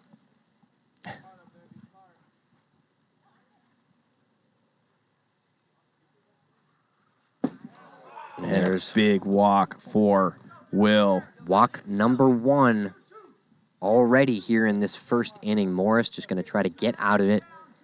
Make sure he uses the full inning, as I'm not sure how many innings the Cajuns have for their pitching staff remaining. I know that... Ledet's got his. Roosh has got his, I think. They've been really rotating quite well. Yeah. Nathan Roosh also thrown a lot in that game, too. But I still think they're going to want Morris to really get his game in here and go the distance if he can. Yeah, that's a ball off the arm of Cody Schmidt. It's got to be below the wrists to be considered a foul ball. Oof. That one off nothing, not even the bat. Yeah.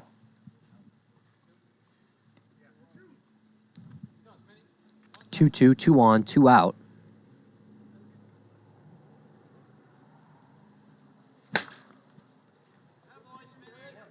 And that ball leaks into the outfield. Bases loaded as they got a hand on that.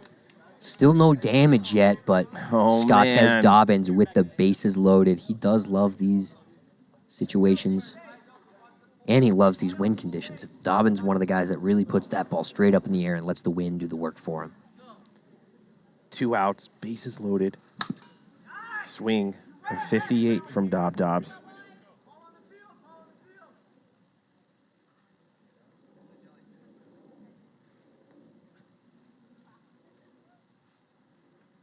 Here comes the pitch.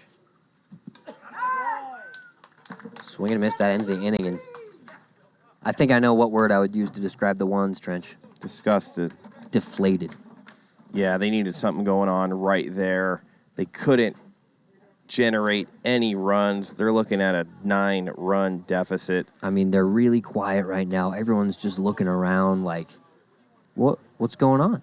I thought we were supposed to win. We're the ones. Yeah, we've talked about it before, that it just looks like they're just not taking it all that serious. The last 2 or 3 series that they played. That's a tongue twister. Yeah, and they really need to get that going into the playoffs. As you know, they would love to have another piece of hardware on their mantle. But with the mentality and I think the physicality that they're showing the last couple times they've been out here, I don't think it's championship pedigree. I think they're getting a little bit too comfortable up there at the top of the standings. I mean, they know that they can kind of walk into the playoffs playing like this, but if they do, they're not going to win. Yeah. You know, they need to get that killer instinct back if they want to win the championship. TB7 just cleared. He just scaled Skycam 1. He didn't take the ladder. He decided to go parkour and just jump up there like he was...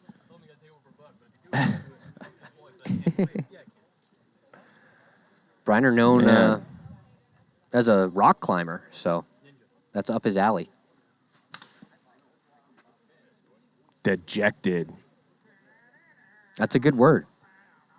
That to me describes a team that puts Lou Allen out there in the first inning. Even that's a hit? Are you kidding me? Is that going to get to the wall? It does. Wow. Unbelievable. Ledet. He can do no wrong. He can do no wrong.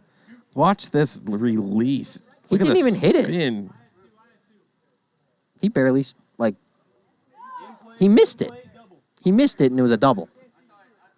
How do you beat a guy that misses it and then it's a double? I guess you don't. Right, they're a little bit like Tyson. They can't take the punch. They dish Yeah. it out, but then they get Buster Douglas. Yeah, suddenly Ryan Rouge has silenced them. And it seems like the Cajuns still have a lot of energy. They're hyped up. They're loud. And I can't hear the ones at all. Right back to Llewellyn. Should be an easy play for out number 1. Someone told him to go to 2. A lot of people are calling Couts Adam Pouts. He's not going to like seeing that in the chat. And that's going to make it an 11-0 game as Runnels goes oppo. And that was charged up with some chili pepper sauce. And Mama Gammy's going to love that. Yeah, 2-run home Runnels, and let's see if he can. Let's see if they're working on this celebration in between You innings. think he'll go with a jumper? No, he goes alley-oop. Oh, no. Stops and goes windmill jam. Almost punches Meadows in the face. Yeah, I think that something these Cajuns are struggling with that home run celebration is that they're struggling to be in the air for the alley-oop. I think they don't realize that they don't have to be in the air because it's a mini hoop that's 6 feet high. You don't even have to jump, Tom. Yeah, you don't have to jump. Let me ask you a question. If the Cajuns are up by this next inning, the game would be over, right? After 3 innings up by 10? 3 complete innings, 10-run mercy. Or if they get to 15, they could do that in the top of the 3rd, or even right now in the top of the 2nd, and that would instantly end the game. Once you get your 15th run, unless the other team has 14, the game's over. Wow. And here we got Will Morris coming back up to face Adrian Gutierrez. Always dangerous Will Morris. Hit a ball over the scoreboard. His last time up, last game. Oh, and he was trying to double down. I think he was trying to hit that one further. He was like, heck, the scoreboard, I'm going to hit this one over the tree. Spencer's mom's watching. She's saying Mama Barrick needs to come up into this piece. Love that all these moms going after each other. That could be some content in itself. And Chief Keef PLW, I think that's Kiefer McClendon. He said he left in the 7th inning last game. Does he know we play 6-inning games? Maybe it was that extra inning game.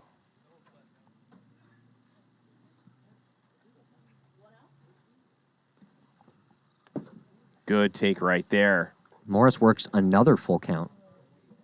I think he's going to swing. Told And you. he does. And that's going to drop in for a base hit as the Cajuns are just annihilating the ones right now. Okay, that was 58. Could have taken the walk, but instead rips it 70 miles per hour up the middle for a base hit. Real House Moms of PLW, 11 p.m. on Bravo. I could see that happening. Casey Nielsen having a 3-home run night so far. I feel good about what I said earlier in the night, that he's one of the most underrated hitters in the league, putting together a hat trick, making me look good. Good eye. 57, good eye.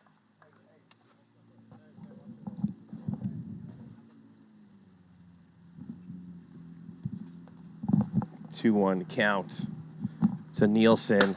And that might be to positive, and he goes home run. And right now, the Cajuns are in the zone. A 2-run shot to make it 13-0 against the Ones, man. They are just killing them. They're 2 runs away from ending this game, and Nielsen, I don't think he's underrated anymore. Oh, as he sticks his whole arm down the hoop. Carter.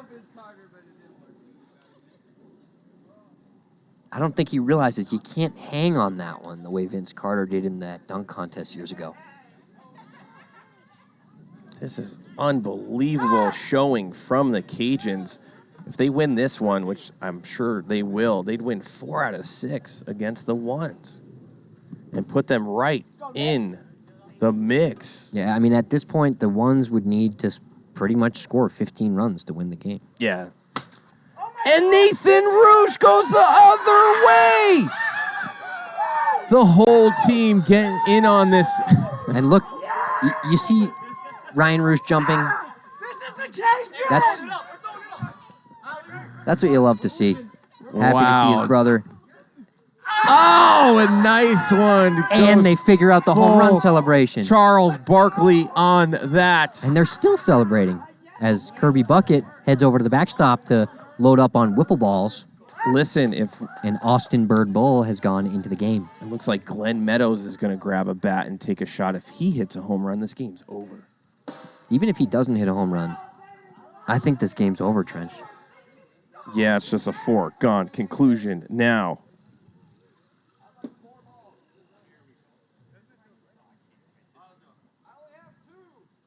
And it looks like Bird's ready to go.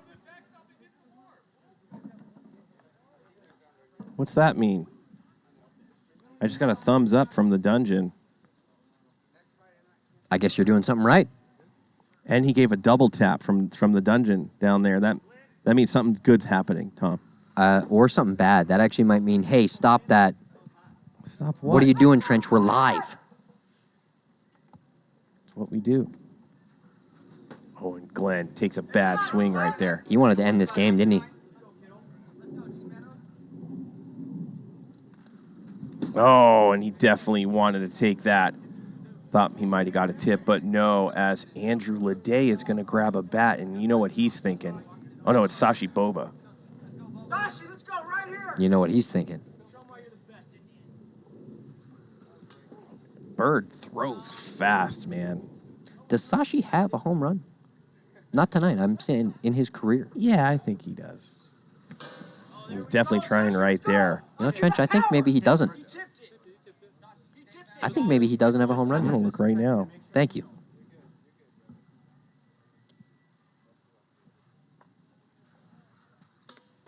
Screwball 59. Good pitch by Bird. And Roosh still being relentless. And that's going to do it. But the Ones down by 14. And Bird kind of gesturing to his teammates, hey, let me pitch more. I can get these guys out. What are you guys giving up 14 runs for? Easy 14. work. How many runs did they score right there? 6? Quite a few. I mean, they really have put some nails in the coffin, and just one run is going to end this game next inning. Or the Ones need to score 5 to keep this game going, and they've got 6 outs to do it. Yeah, that's what's going to be the early breaker, or a solo shot by somebody is going to do it. But if I'm the Ones, I don't care what the score is.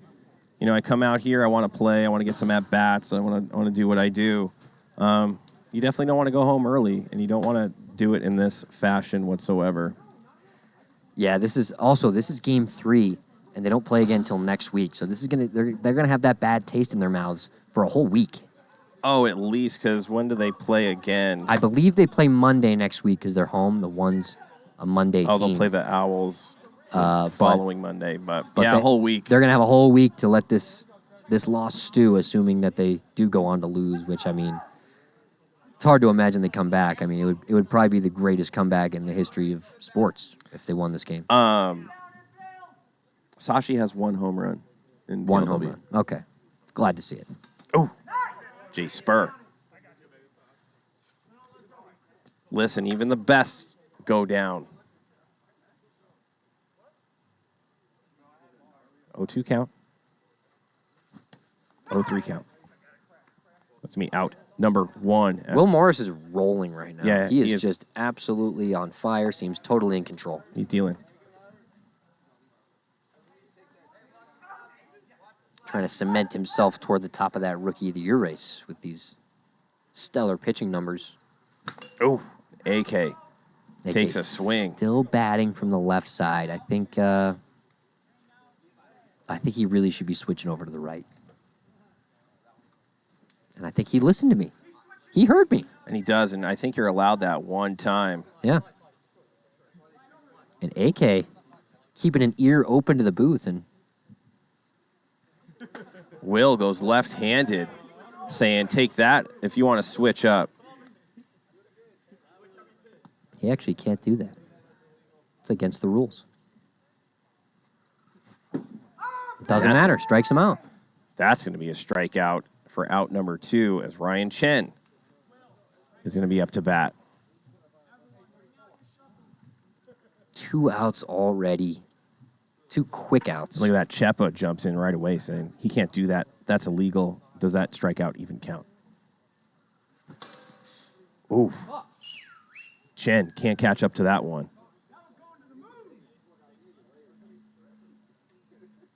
Ryan Chen still has not hit one yet, right?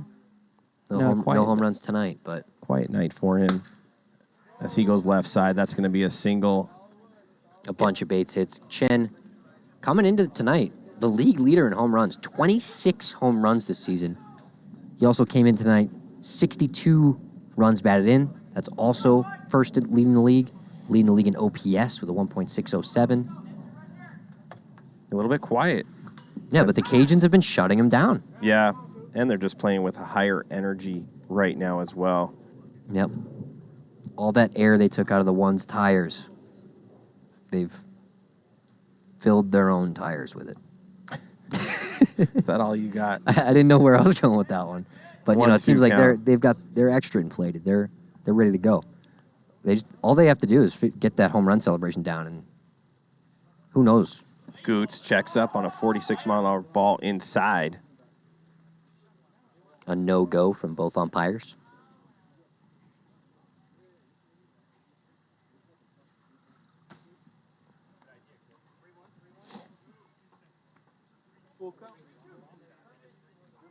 Full count, 2 outs.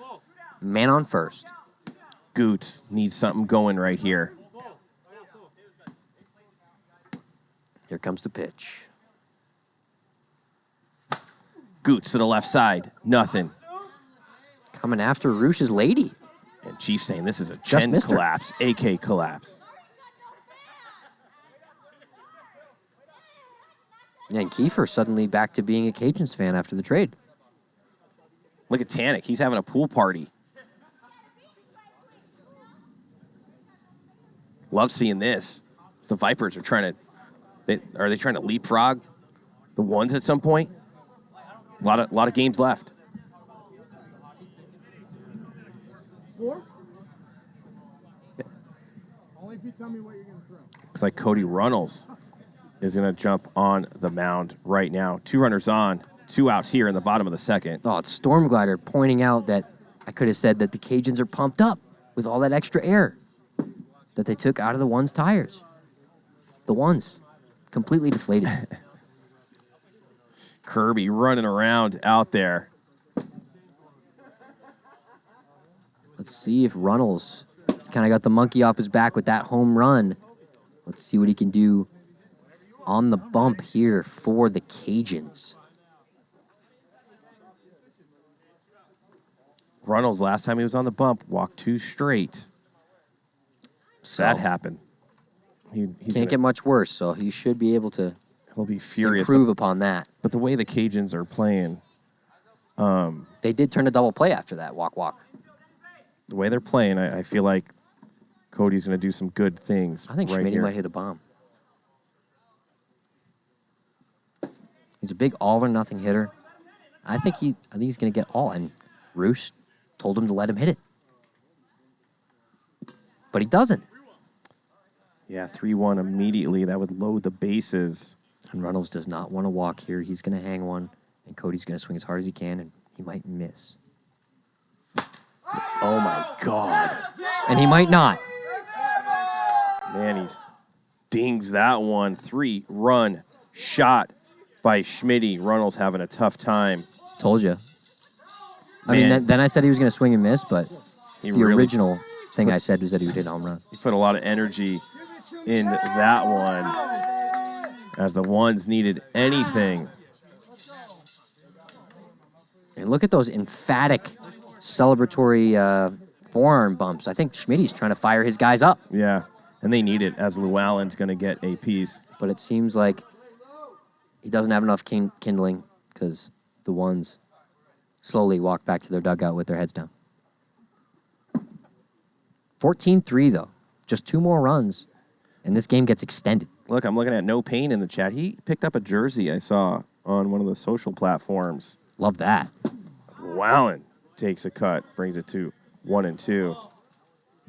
I believe there's a bunch of new jerseys up in the, I'm not sure if it's the Twitch store or the online merch store, but some vintage spring season jerseys Yeah. either are already up or about to go up.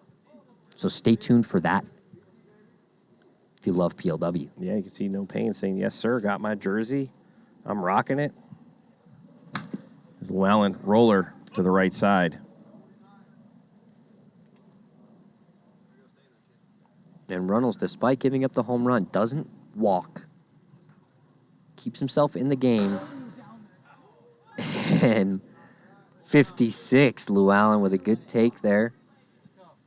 Thought he was out. Took a few steps toward the dugout and then realized it was 56. Full count, 2 outs, 14-3. And Swinging a Llewellyn drive. off of Nathan Roosh. He should have caught that. That's going to be an error. Yeah, kind of right in his hands. Spins right off of him, but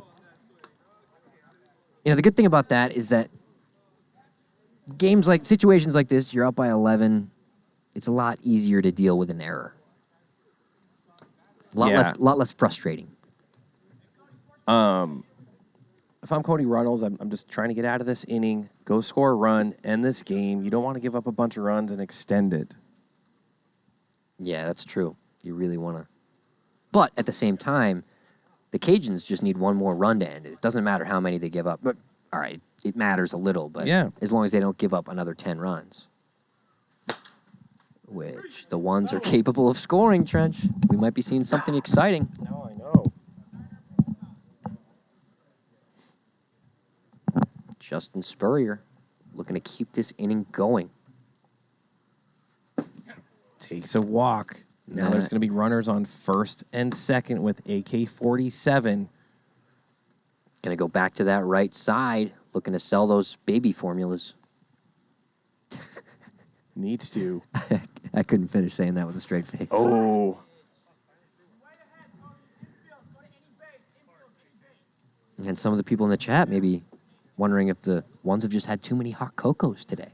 Nah, they live off hot cocos and play. Yeah, That's but what they probably had do. hot cocoa all weekend. Maybe You know, Mondays aren't a good day. Re-upping on their hot cocoa. But Monday's their home day. Maybe they're just trying. As AK, that should be a double, and that's going to score 2 runs, and immediately the formula, there's going to be some pre-orders on that one. And that extends this game. The Cajuns are going to need a score to end it. Yeah, pretty much it's going to, unless they score, the game will go on. Yeah, the game will continue until the Cajuns score a run. Or the ones score 10 more. Yeah. The runs, the ones would actually need 11 to win by 2. As Chen definitely upset after that one, uses some colorful language. Yeah, he's just upset of himself right now, not making the contact that he wants. I think he said something about that ball got snuck by him.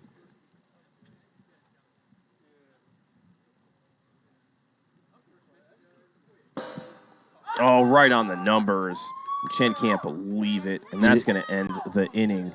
And the Cajuns are just 1 run away. Look at that. Buckler. You don't see that happen to Chen very often. Right at 55, and he can't believe it. Look at him standing in the box. You don't see that reaction from Chen more than twice a season. And we're going to see Austin Bird Bull once again on the mound. Yeah, I mean, the ones have to shut down the Cajuns for... Yeah, well, I mean, they could, in the bottom of the third, they could score 12 runs and win the game. They scored 5 there. Score another 5. Shut them down. Score 5 more. Who knows? Yeah, I mean... But Andrew Ledet is up to bat right now, and he's been doing some work in the box. And look at the ones. They're meeting on over here. They might be bringing Chen back in. What's going on? Nah. No, it looks like they're sticking with Bull, but they had a little meeting.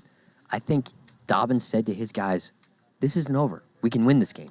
And honestly, they can. No, I know. I agree with you. You just got to shut them down one time.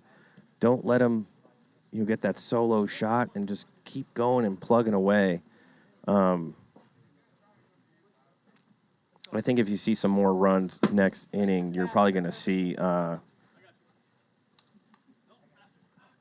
Ryan Roosh pop in and ice this one. Yeah, I think you're right.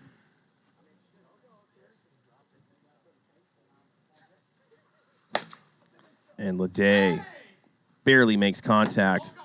And Spurrier barely keeps that from sailing over the backstop, but that's good for an out.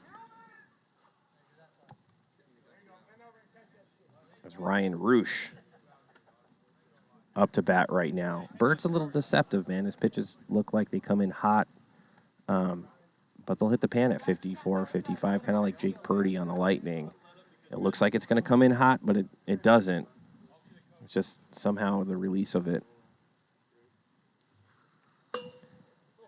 That's 59. definitely hot, 59. And the problem with having pitches that look like they're too fast at 55 is that if they're over 55, they look even faster. So really no one's swinging at those. Easy play for Spur, but He almost makes it look hard. Almost sails that over the backstop, but... Wow, it's going to be an out. That's twice barely. Justin flirting with... Yep, right off that bar, right at the top. And here's Cody Runnels, and he might end this game if he makes contact. Yeah, 2 outs. The ones looking to extend it, get back up to the plate with a chance to chip away. Like at that pitch 9-run right there, lead. 56, even though it's hot, it looked like it was coming in at 59. Yeah, it's almost an easy take, even though it's only 1 mile per hour fast. That was me trying to throw a slam.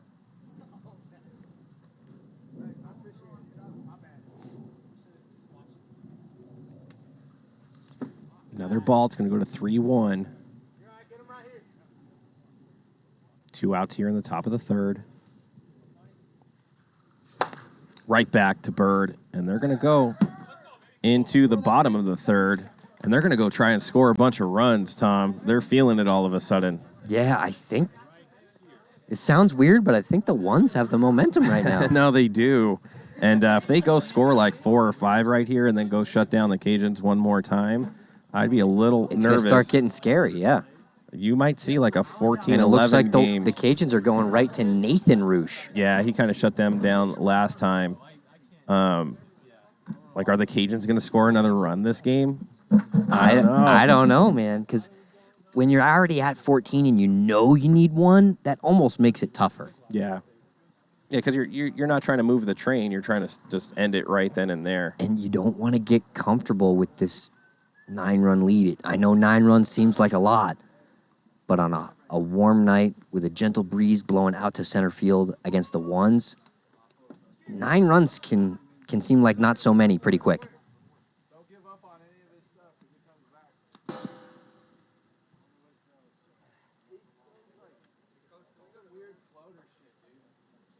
Roosh warming up. It looks like he's throwing some knuckleballs after. Are you doing that PLW gaming after this one? Yeah, Sean Merciel is going to be going live shortly, and he is going to be, we're going to have a raid over on PLW Gaming on Twitch, so head on over there. We're going to have a raid after the stream to send you guys right over there. It's going to be playing MLB The Show, as you see in that highlight. Sean making a diving catch to extend the game into the 13th inning at 0-0, and there are some of those packs. I believe he's actually opened some of these in a previous stream, but he's still got a whole bunch more of those card packs to open up as we start here at the bottom of the third. Me, you, and Sean and Hayden went out and played a little Frisbee golf today. Good times. A lot of fun. Sean really You almost good. hit a hole-in-one. Oh, man, that was really close. Trench was about 3 feet away from an ace. Sean's a baller, but I was +1 the whole day, 18 holes, and I actually won that matchup with Sean, but he's obviously a much better Frisbee golf player than I am. Maybe not much. I mean, you played well today. The War Chicken, probably the best Frisbee golfer in the league, though. And by probably, I mean definitely. Yeah, Sean was mentioning that if we played and I was +1, he would have been like -10 for sure. That makes me think War Chicken should be a better pitcher. If he's that good at throwing, I don't know. Maybe he's just a flat earth guy. As Nathan, 2-1. Schmitty hit a ball over everything in left field in his last at-bat. Little momentum shift. Yeah, Nathan sneaky right there with that 53. Looks a little hot. Schmitty shrugs it off. Looking for the next one.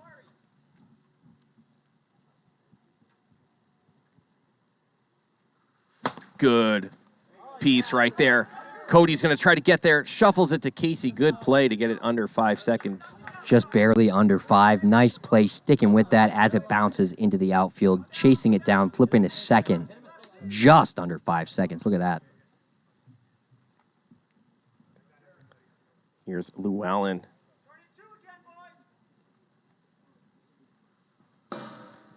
Nathan's sneaky with that pitch, man. He's got that kind of low sidearm action. Looks like it's coming in hot. It's not. It's going to be 1-2.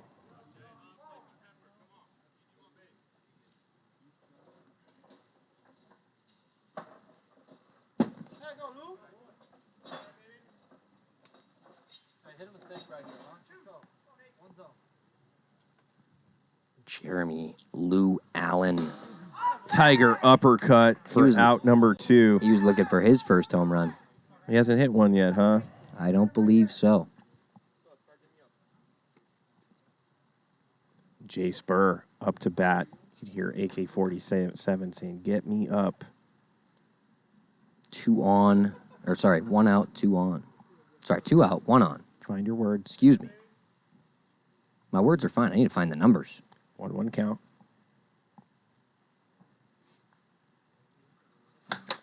Way inside, takes a cut on that one. That was funky. That went off the wood right back at Spurrier.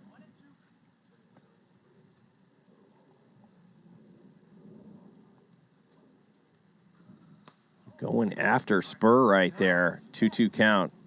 And I believe both benches have been worn by home plate umpire Taylor Briner. Yeah, the last thing you need now is bench clearing brawl. Another take by Jay Spur. It's going to fill up the count 3-2.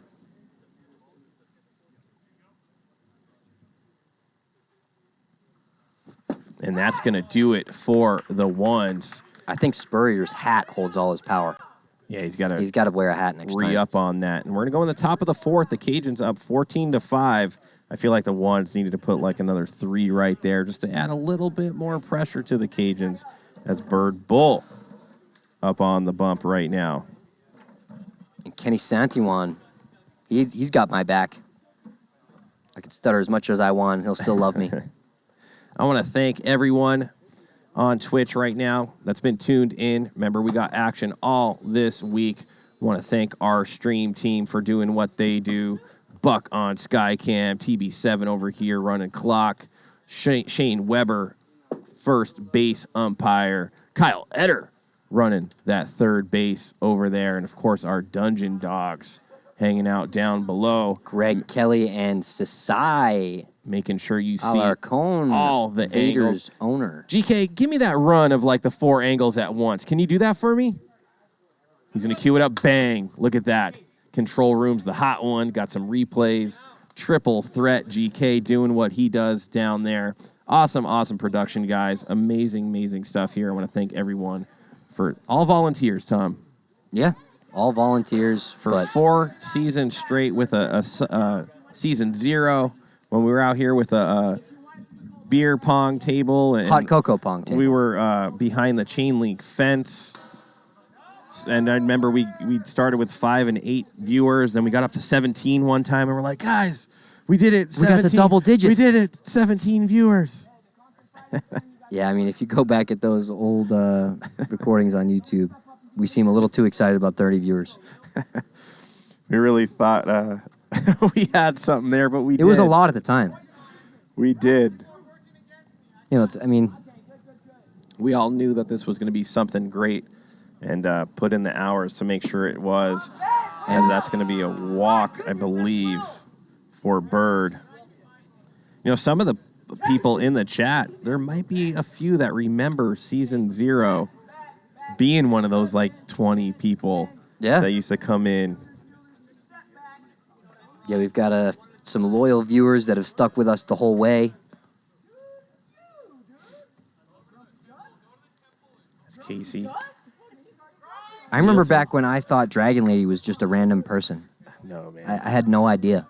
Epic. It was probably like months before I knew.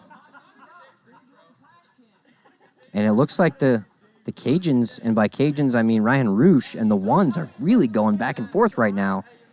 And if I'm Casey Nielsen, I'm telling Roosh to shut up so I can hit. Yeah, you got to tune it out. I mean, it's tougher to hit when you got people talking right over your shoulder. Look at Dart Dad. He started watching mid-season 1, so Dart's been watching the development of this league, and we're here all the time, so like we don't see it as much just because we're here. But it must be amazing as a fan to see all the new stuff that we've done and growing the league from 6 teams to 8 to 10 to whatever we've been doing. I mean, it's amazing as a player too. Yeah, but I'm just saying, like, you probably see it more as a fan watching the development. Yeah, it's easier to notice when you're not here every day. Oh, and that's going to freeze Nielsen right there. Bird, he's got that fast-looking 55, puts a lot of spin on the ball. The ball doesn't slow down, and the pocket radar is picking up that initial speed out of your hand. So if it doesn't slow down, it looks faster than it is. Bang. Like And that pitch right there? Just like that pitch right there. That's that Purdy pitch, man. Yep, Purdy, another one of the best in the league. James Stein does it. I mean, there are a lot of guys that do it as he pops that one up right to Chen. This one's going to go 6, dude. I think you're right. It went from ending early to like, now it's going to be a 6 spot. Unless Glenn Meadows gets the ball to the wall. Another one, 54. That one looked pretty quick, Trench.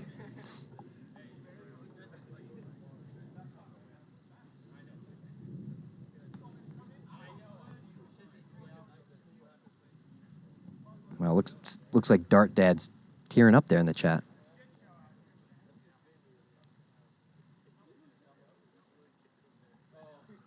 Glenn off his hands. That's going to be out number 3 as Couch goes over to 2. And we're going to go into the bottom of the 4th. The Ones who were just out of the game just a minute ago are still trying to do something. I think it's going to be difficult. Suddenly what? They've got some energy over there. They've had some energy. The Ones are really... I think they've got the upper hand right now. Even like it doesn't feel like they're down by 9. No, it doesn't at all. It feels like a much closer game.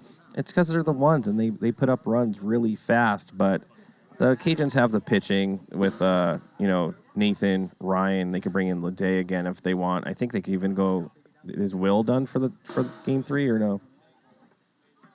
I believe Will walked out already. Did he? Okay. Yeah, he walked out early in this game. They went to, I believe, Runnels, and then now Nathan Roosh.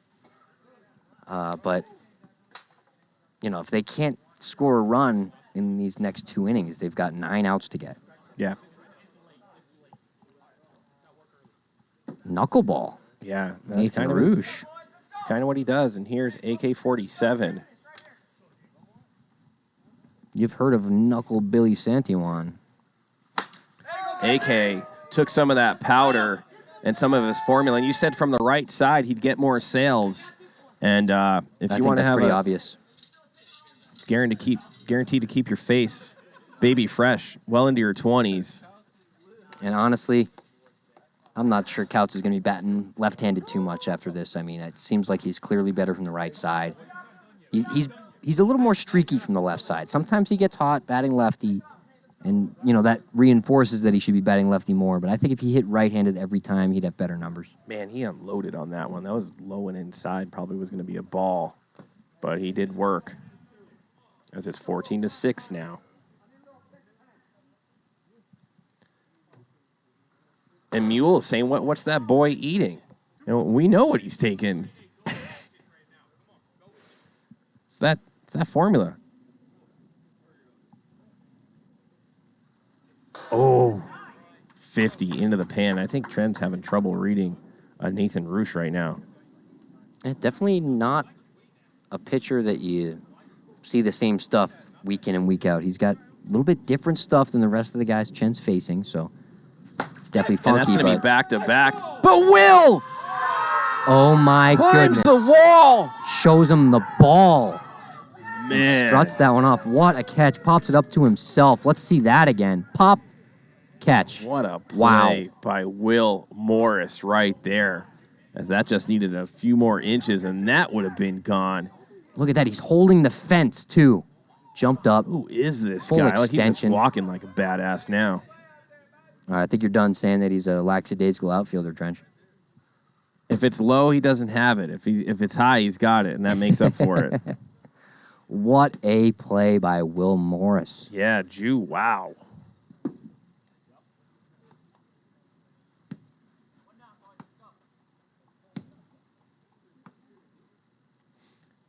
I mean, to say it's like 103 or whatever, let's say put whatever number, 105 out there where he caught that. You got to hit it like 114.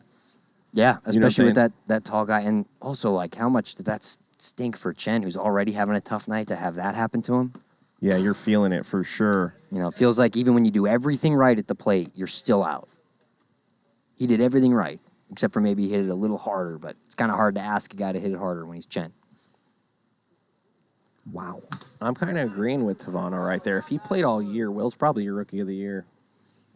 Yeah. Just based on his pitching performances. He's missed some series. I mean, his hitting. Do you see him No, how I many home know. runs he has? No, I know. I mean, him and Kyle Etter are probably like right there with each other. I mean, not playing all season, he might still get it. Yeah. I mean, he's really finishing out the year strong. It seems like he's been here every week lately. Maybe he's really hooked, and he's going to be here every week down the stretch and put up some silly numbers.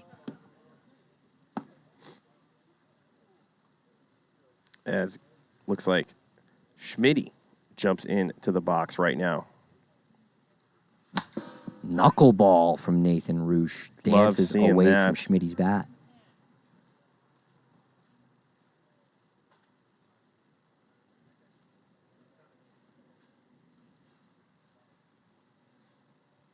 Cody Schmidt. And it seems like that home run rob from Morris has taken the air right back out of those tires. Yeah, I mean, that would have tacked on a couple right there. Only one out. But, I mean, you're right. It's like so weird that The one's bubble just popped. yeah, but like the energy was like in the Yeah. you're like the ones could probably come back and win this. Now, But now not even a little. It's No. funny how quickly things like that happen. And you know what? Maybe they can. you never know. As Llewellyn is going to pop in the box right now. 2 outs here, the bottom of the fourth. 2 outs, an 8-run lead. It feels safe, but I don't think it is. It's safe because Will or Ledet or somebody's going to get on, and then a double's going to happen or something. Might not be a solo shot, but a couple. Yeah, I mean, Couple the hits. Cajuns still could just end this game with just 1 run once they get back to that dugout. screwball from Roosh. 56, just a little too fast. The whole stream team thought, oh, cool, early out. We're going to be done 45 minutes early. That's not how it goes, Trench. And Llewellyn goes opposite field, and the ones, it's 14-8. Llewellyn with his first career PLW home run. And look at him go around the bases. He's excited, really celebrating here. Jeremy Llewellyn, something to cheer about here in a 14-8 game. This is the ones that we know, and even if they do lose this game, this is the energy that they need going forward into the playoffs. Yeah, Llewellyn pumps his team back up a little bit, and now suddenly they're excited. And look at Ryan Roosh has to come out and jump on the mound as he's trying to get after Kirby Bucket, get some balls going, warm up, and you're not going to see a lot more runs come from the one side. Listen, the ones have scored 8 runs. The Cajuns are lucky that they kind of just exploded. That's not something that they really do, kind of an anomaly for them. Yeah, Otherwise, this would be all ones. Yeah, the Cajuns really just jumped out in that first inning and, tried to end the game, but suddenly doesn't feel so safe, does it? Yeah, I mean, it's 2 outs here in the bottom of the 4th. Obviously, the Cajuns only need 1 to call it a night. But that makes that one even harder to get, I think. It does. Knowing that's all you need. It seems easy. It does. It seems easy. And then when you step in the box, suddenly it's not so easy.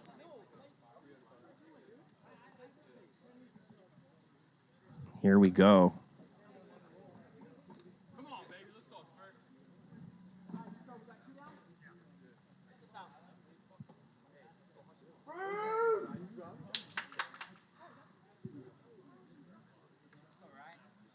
Here you see that replay of the home run rob from Will Morris. What a play. And spur to the right side.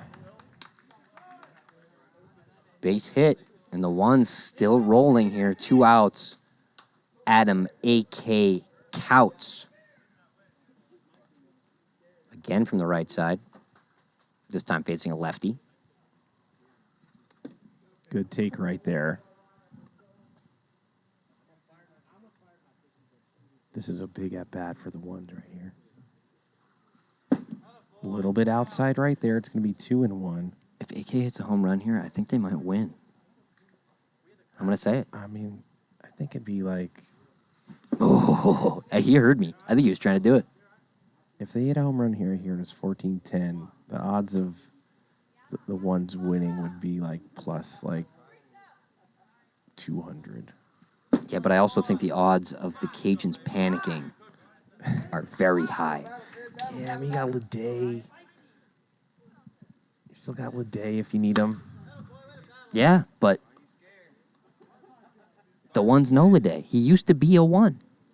He was the one. Big pitch right here. Yeah, he had to be swinging on that one. You do not want to be iced right here. You got to give your team a chance. He's checking the alignment of his bat.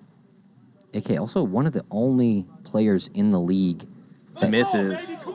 And now Chen's up with 2 runners on, and he had a home run caught by Morris. And AK, I have never seen AK more excited in his WIFFLE career than when he walked just then.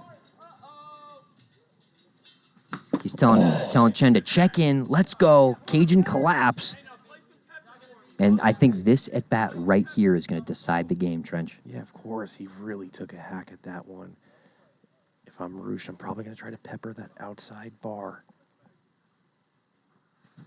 Oh, instead he throws a pitch into the turf. Really gets him right there. And Roosh normally has a full sentence prepared for those little strikeout moments. Just lets out a yell. 14-8, Tom, as we go in the top of the 5th. The Cajuns desperately trying to score just one more. I think the Cajuns need a run right here. I think they really need to end this. They do not want to go to the bottom of the 5th, Trench. They do not want to go to the bottom of the 5th. Especially with Roosh with a walk already. If he walks out, Ledet's going to have to get on the mound and He hasn't been too clutch They're- in big pressure moments. They're kind of in trouble right now. I mean, the Cajuns, they got all those runs early in the first, second inning, and I think they got a little too comfortable after that, and they've let the ones kind of get their way back into this game, and they don't want to let them go all the way back. Yeah, I mean, like we were saying, this is the one's ball. I mean, normally you don't see like back-to-back or home runs from Nathan Roosh, and then Cody hit a couple oppo that were enormous shots. And I thought Glenn Meadows was going to end it at some point. here's Sashi. Well, the reason why it's so tough to get that other one is because you're trying to hit a home run. Yeah. You're trying. You're not trying to, like I said, move that train. And none of these guys are trying to piece singles together. At least, I don't think so. I think they're all trying to hit the ball as far as they can on both teams. Little screwball from Bird right there. That was a big screwball, Trench.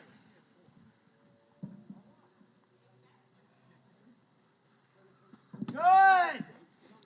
It's going to go to 3-2. If I'm Sash, got to have a good eye right here.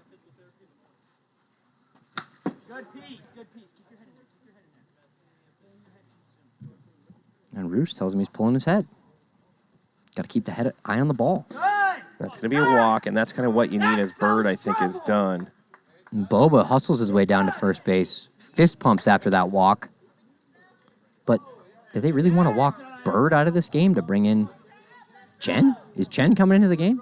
Yeah, Chen's going to come in. He's going to go after Ledet right I here. think I would have given Sashi Boba the green light. I think they're more likely to get a run off anybody but Ryan Chen. What do you think? I don't know. You string a couple hits together. A clean double ends the game. Yeah, still no outs and a runner on base. Yeah. And that man Andrew Ledet batting, so You're going to see a double Ledet. ends the game. You're going to see Will. The stream team right now is like, come on.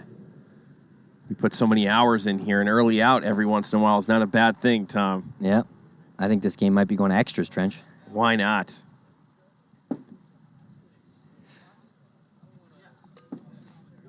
Could you imagine, after we thought we were getting out of here after a couple innings, we end up here. 8 and innings. It ends up going 14. 14 innings instead of 15 runs. That would probably make it to like ESPN, like that Yeah. game, like something like that. I mean, that Will Morris catch might have to get on ESPN. I mean, was come on, good. what a play. Ledet, can he end it? That's going to be a single and move Boba over to 2, and now a clean single would end it, and Ledet just on a torrid streak The of winning hits. run in scoring position, and who else would you want to end this game than Ryan Roosh? How many hits does Ledet have But tonight? also, who else do you think Chen wants to strike out more than Ryan Roosh? Anybody? No. He wants to get... He's going after Viper. And that's going to end the game. Oh my God. No, it's not. That was No, a I think dirty that's- single. Oh, No, no, it that's hit ball the game. wall. And Shane Ryan Weber calling ball Roosh game. ends the game. Got the rim? No, we ain't taking the rim. Get the pull up immediately. I'm not sure what Weber called that as a. Was it a double? Was it a? Was Yeah, a triple. They're calling triple.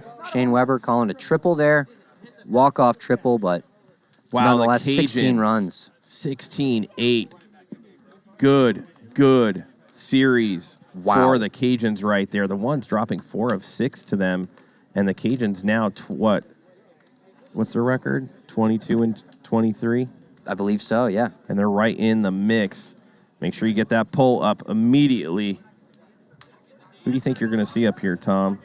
Is it going to be Nielsen? Is it going to be Ledet? I think my vote probably goes to Will Morris. I'd like to see Will Morris Morris up stop here. that home run? The home run robbed, the home runs hit, and pitching a great game as well. Let's see. Home run of his career. Please, send the booth. Oh, and Sashi Boba calling for Nathan Roosh. Looks like Will Morris is jumping out to an early lead. Yeah, I think Will Morris is probably going to be the guy. I mean, what a catch. Ledet right there. He barely even got out on the night. And Yeah, we could ask questions to Ledet, see if we can find out if he's really a robot. he also hit a couple monster home runs as he's jumping out to a lead. Morris. 17-17, 19-17. I want to see Morris. What do you want to see? Yeah, I want to see Morris. We've seen Ledet up here. But also, it's up to the fans. It's not up to us. Not But up to we me. want to see Morris. you could take that into account, It's gonna or be you could, out of close. spite, vote for Ledet to get him up here because we know Ledet doesn't like to be on camera. So you could, Robo Ledet, is it going to be Will Morris? Jumping out to a slight lead over Ledet. So let's talk about this series. The Cajuns, they beat the Ones on Friday 2 out of 3. Yep. They come back on Monday. I thought we were going to see an angry Ones team, but they win 2 out of 3 again against the Ones. Back-to-back series. I mean, what does this say about the Cajuns? I mean, their playoff hopes, I mean, it seems like they're going to be red hot. This is going to add to their momentum the rest of the season. Yeah, I mean, they played lights out those 2 series. Finally got some offense going. Will, of course, doing his thing. Ledet is just an animal out there. But you saw, like, Cody Runnels really step up. Nathan Roosh pitching really well. Casey Nielsen did his part. Defense by Sashi Boba and everybody else on the Cajuns squad right there. Just really performing and proving to the world that, you know what, given the opportunity, And we can Will beat these Morris guys. has won the poll. I'm going to go get him for you. Thank Be you right so back. much. Will Morris, big man, is going to be in the commentating booth. Have we seen Morris up here before? I think only maybe one time. Ledet probably stoked he doesn't have to come in. That's big man Morris. Watch your head, dude. What's happening? Good series win. That's 2 series win against the Ones. You took 4 of 6 just on Friday. Good series. Won 2 out of 3 there. You come in Monday night. A lot of people were expecting a kind of angry Ones team to come out and roll you guys, but you guys played a complete and balanced series. What was the energy like in the ball, for your ball club? I think the theme is we're not going to roll over and die. I mean, playoffs are still a possibility, and we know we got to be over a 500 average in the winning column. So we're just coming out here, taking it a game at a time, and never say die, pretty much. Yeah, we'll go into just how of a badass you are, but I want to talk about Andrew Ledet right now. It seems like he just gets on and does his thing every single time. What's it like playing alongside him? Hey, he's our tribe leader, and we just follow the beat to his drum. Yeah. I mean, he sets the tone, and we go out there and try to follow it up. Sometimes we can, sometimes we can't, but he's definitely our rock, for sure. Yeah, there's a lot of talk, Rookie of the Year, you're in it, especially because of your work that you do on the mound. You're like top 5 in some of those categories as far as ERA and WHIP. What's going on the mound with you? You're kind of feeling it. I'm just not trying to get too fancy. I mean, I walked out the 3rd game there, just trying to be too perfect. I saw the 0 on the board. I wanted to keep it a 0, just being a little too perfect. But other than that, I was trying to throw strikes, hide the ball well, change up the timing of my holds. Just gamesmanship stuff. Like, it's not nasty stuff, or sometimes it is, but mostly it's just, I don't know, changing it up. Yeah. You guys in Game 3 came out and were just punching all over Mike Tyson right there, really ringing him up. You guys score like 14 runs in the first 2 innings. Home runs by Cody and Nathan and Casey Nielsen. People are just popping off all over the board. But then there was a little bit of a point that the Ones started to attack, and I know you guys only needed 1 run. How did you guys feel, especially right before you caught that ball over the fence, and that would have made it a 14-11 game? I take all responsibility for that. I shouldn't walk out there up 15. I should be challenging them with strikes. So I take responsibility for them climbing back into that one. Kind of gave them the momentum right there. But yeah, the catch was awesome. I mean, we've been playing Chen, 3 outfielders, and he hits it right there to whatever that sign is in the gap, and I just hang out there and wait for him to hit it to me. Yeah, I thought off contact it was going to go, but I mean, you kind of just, I was telling Tom that if it's, say, 105 out there, you got to hit it like 115 when you're playing out there because you got some hops and obviously you got the reach. So what an incredible play. Going forward, you guys are 22-23. You guys are looking in on the playoffs. Do you guys think you have what it takes to get to the playoffs and maybe make a run for the chip? I do. Our biggest thing is we can't stoop down to these other teams' levels. We got to play at our level. We came out here and took 4 out of 6 from the number 1 team in the league, and we just got to keep playing like that the rest of the way out. Love seeing that. Well, you guys have the momentum, it looks like. You guys have the energy, and you guys are really putting together some offense. So going forward, man, congratulations. Thank Go you. celebrate with your team. Thank Everybody, you. that's Will Morris. Thanks. Watch your head as you leave the booth. What are you guys thinking about the big man right there? He's really making a case, not only on the mound, but, of course, with his bat. Don't forget. And fielding trench. Don't forget about that home run, Rob. Yeah, I was talking about that in their interview. Don't forget we're doing a raid in a few minutes over to PLW. PLW Gaming Sean Merciel over there. Look at this play.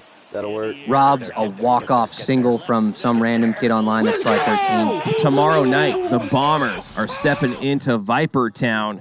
And how do you feel about that series going in, Tom? You know, I'll be pitching game 1 as usual in this series, looking to get the Sand Vipers off to a good start.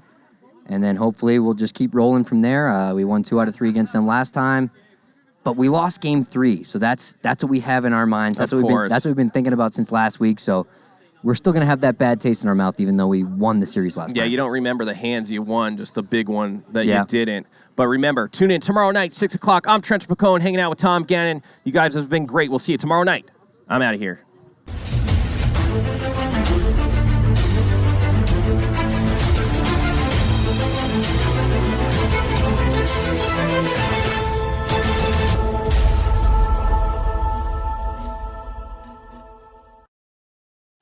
What's this? That'll work. Get there, get there, get there, get there. Get there. Let's go!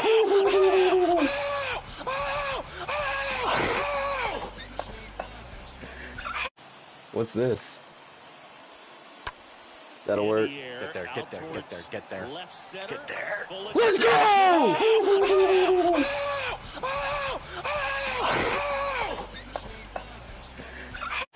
What's this? That'll work. Get there, get there, get there, get there. Get there. Let's go!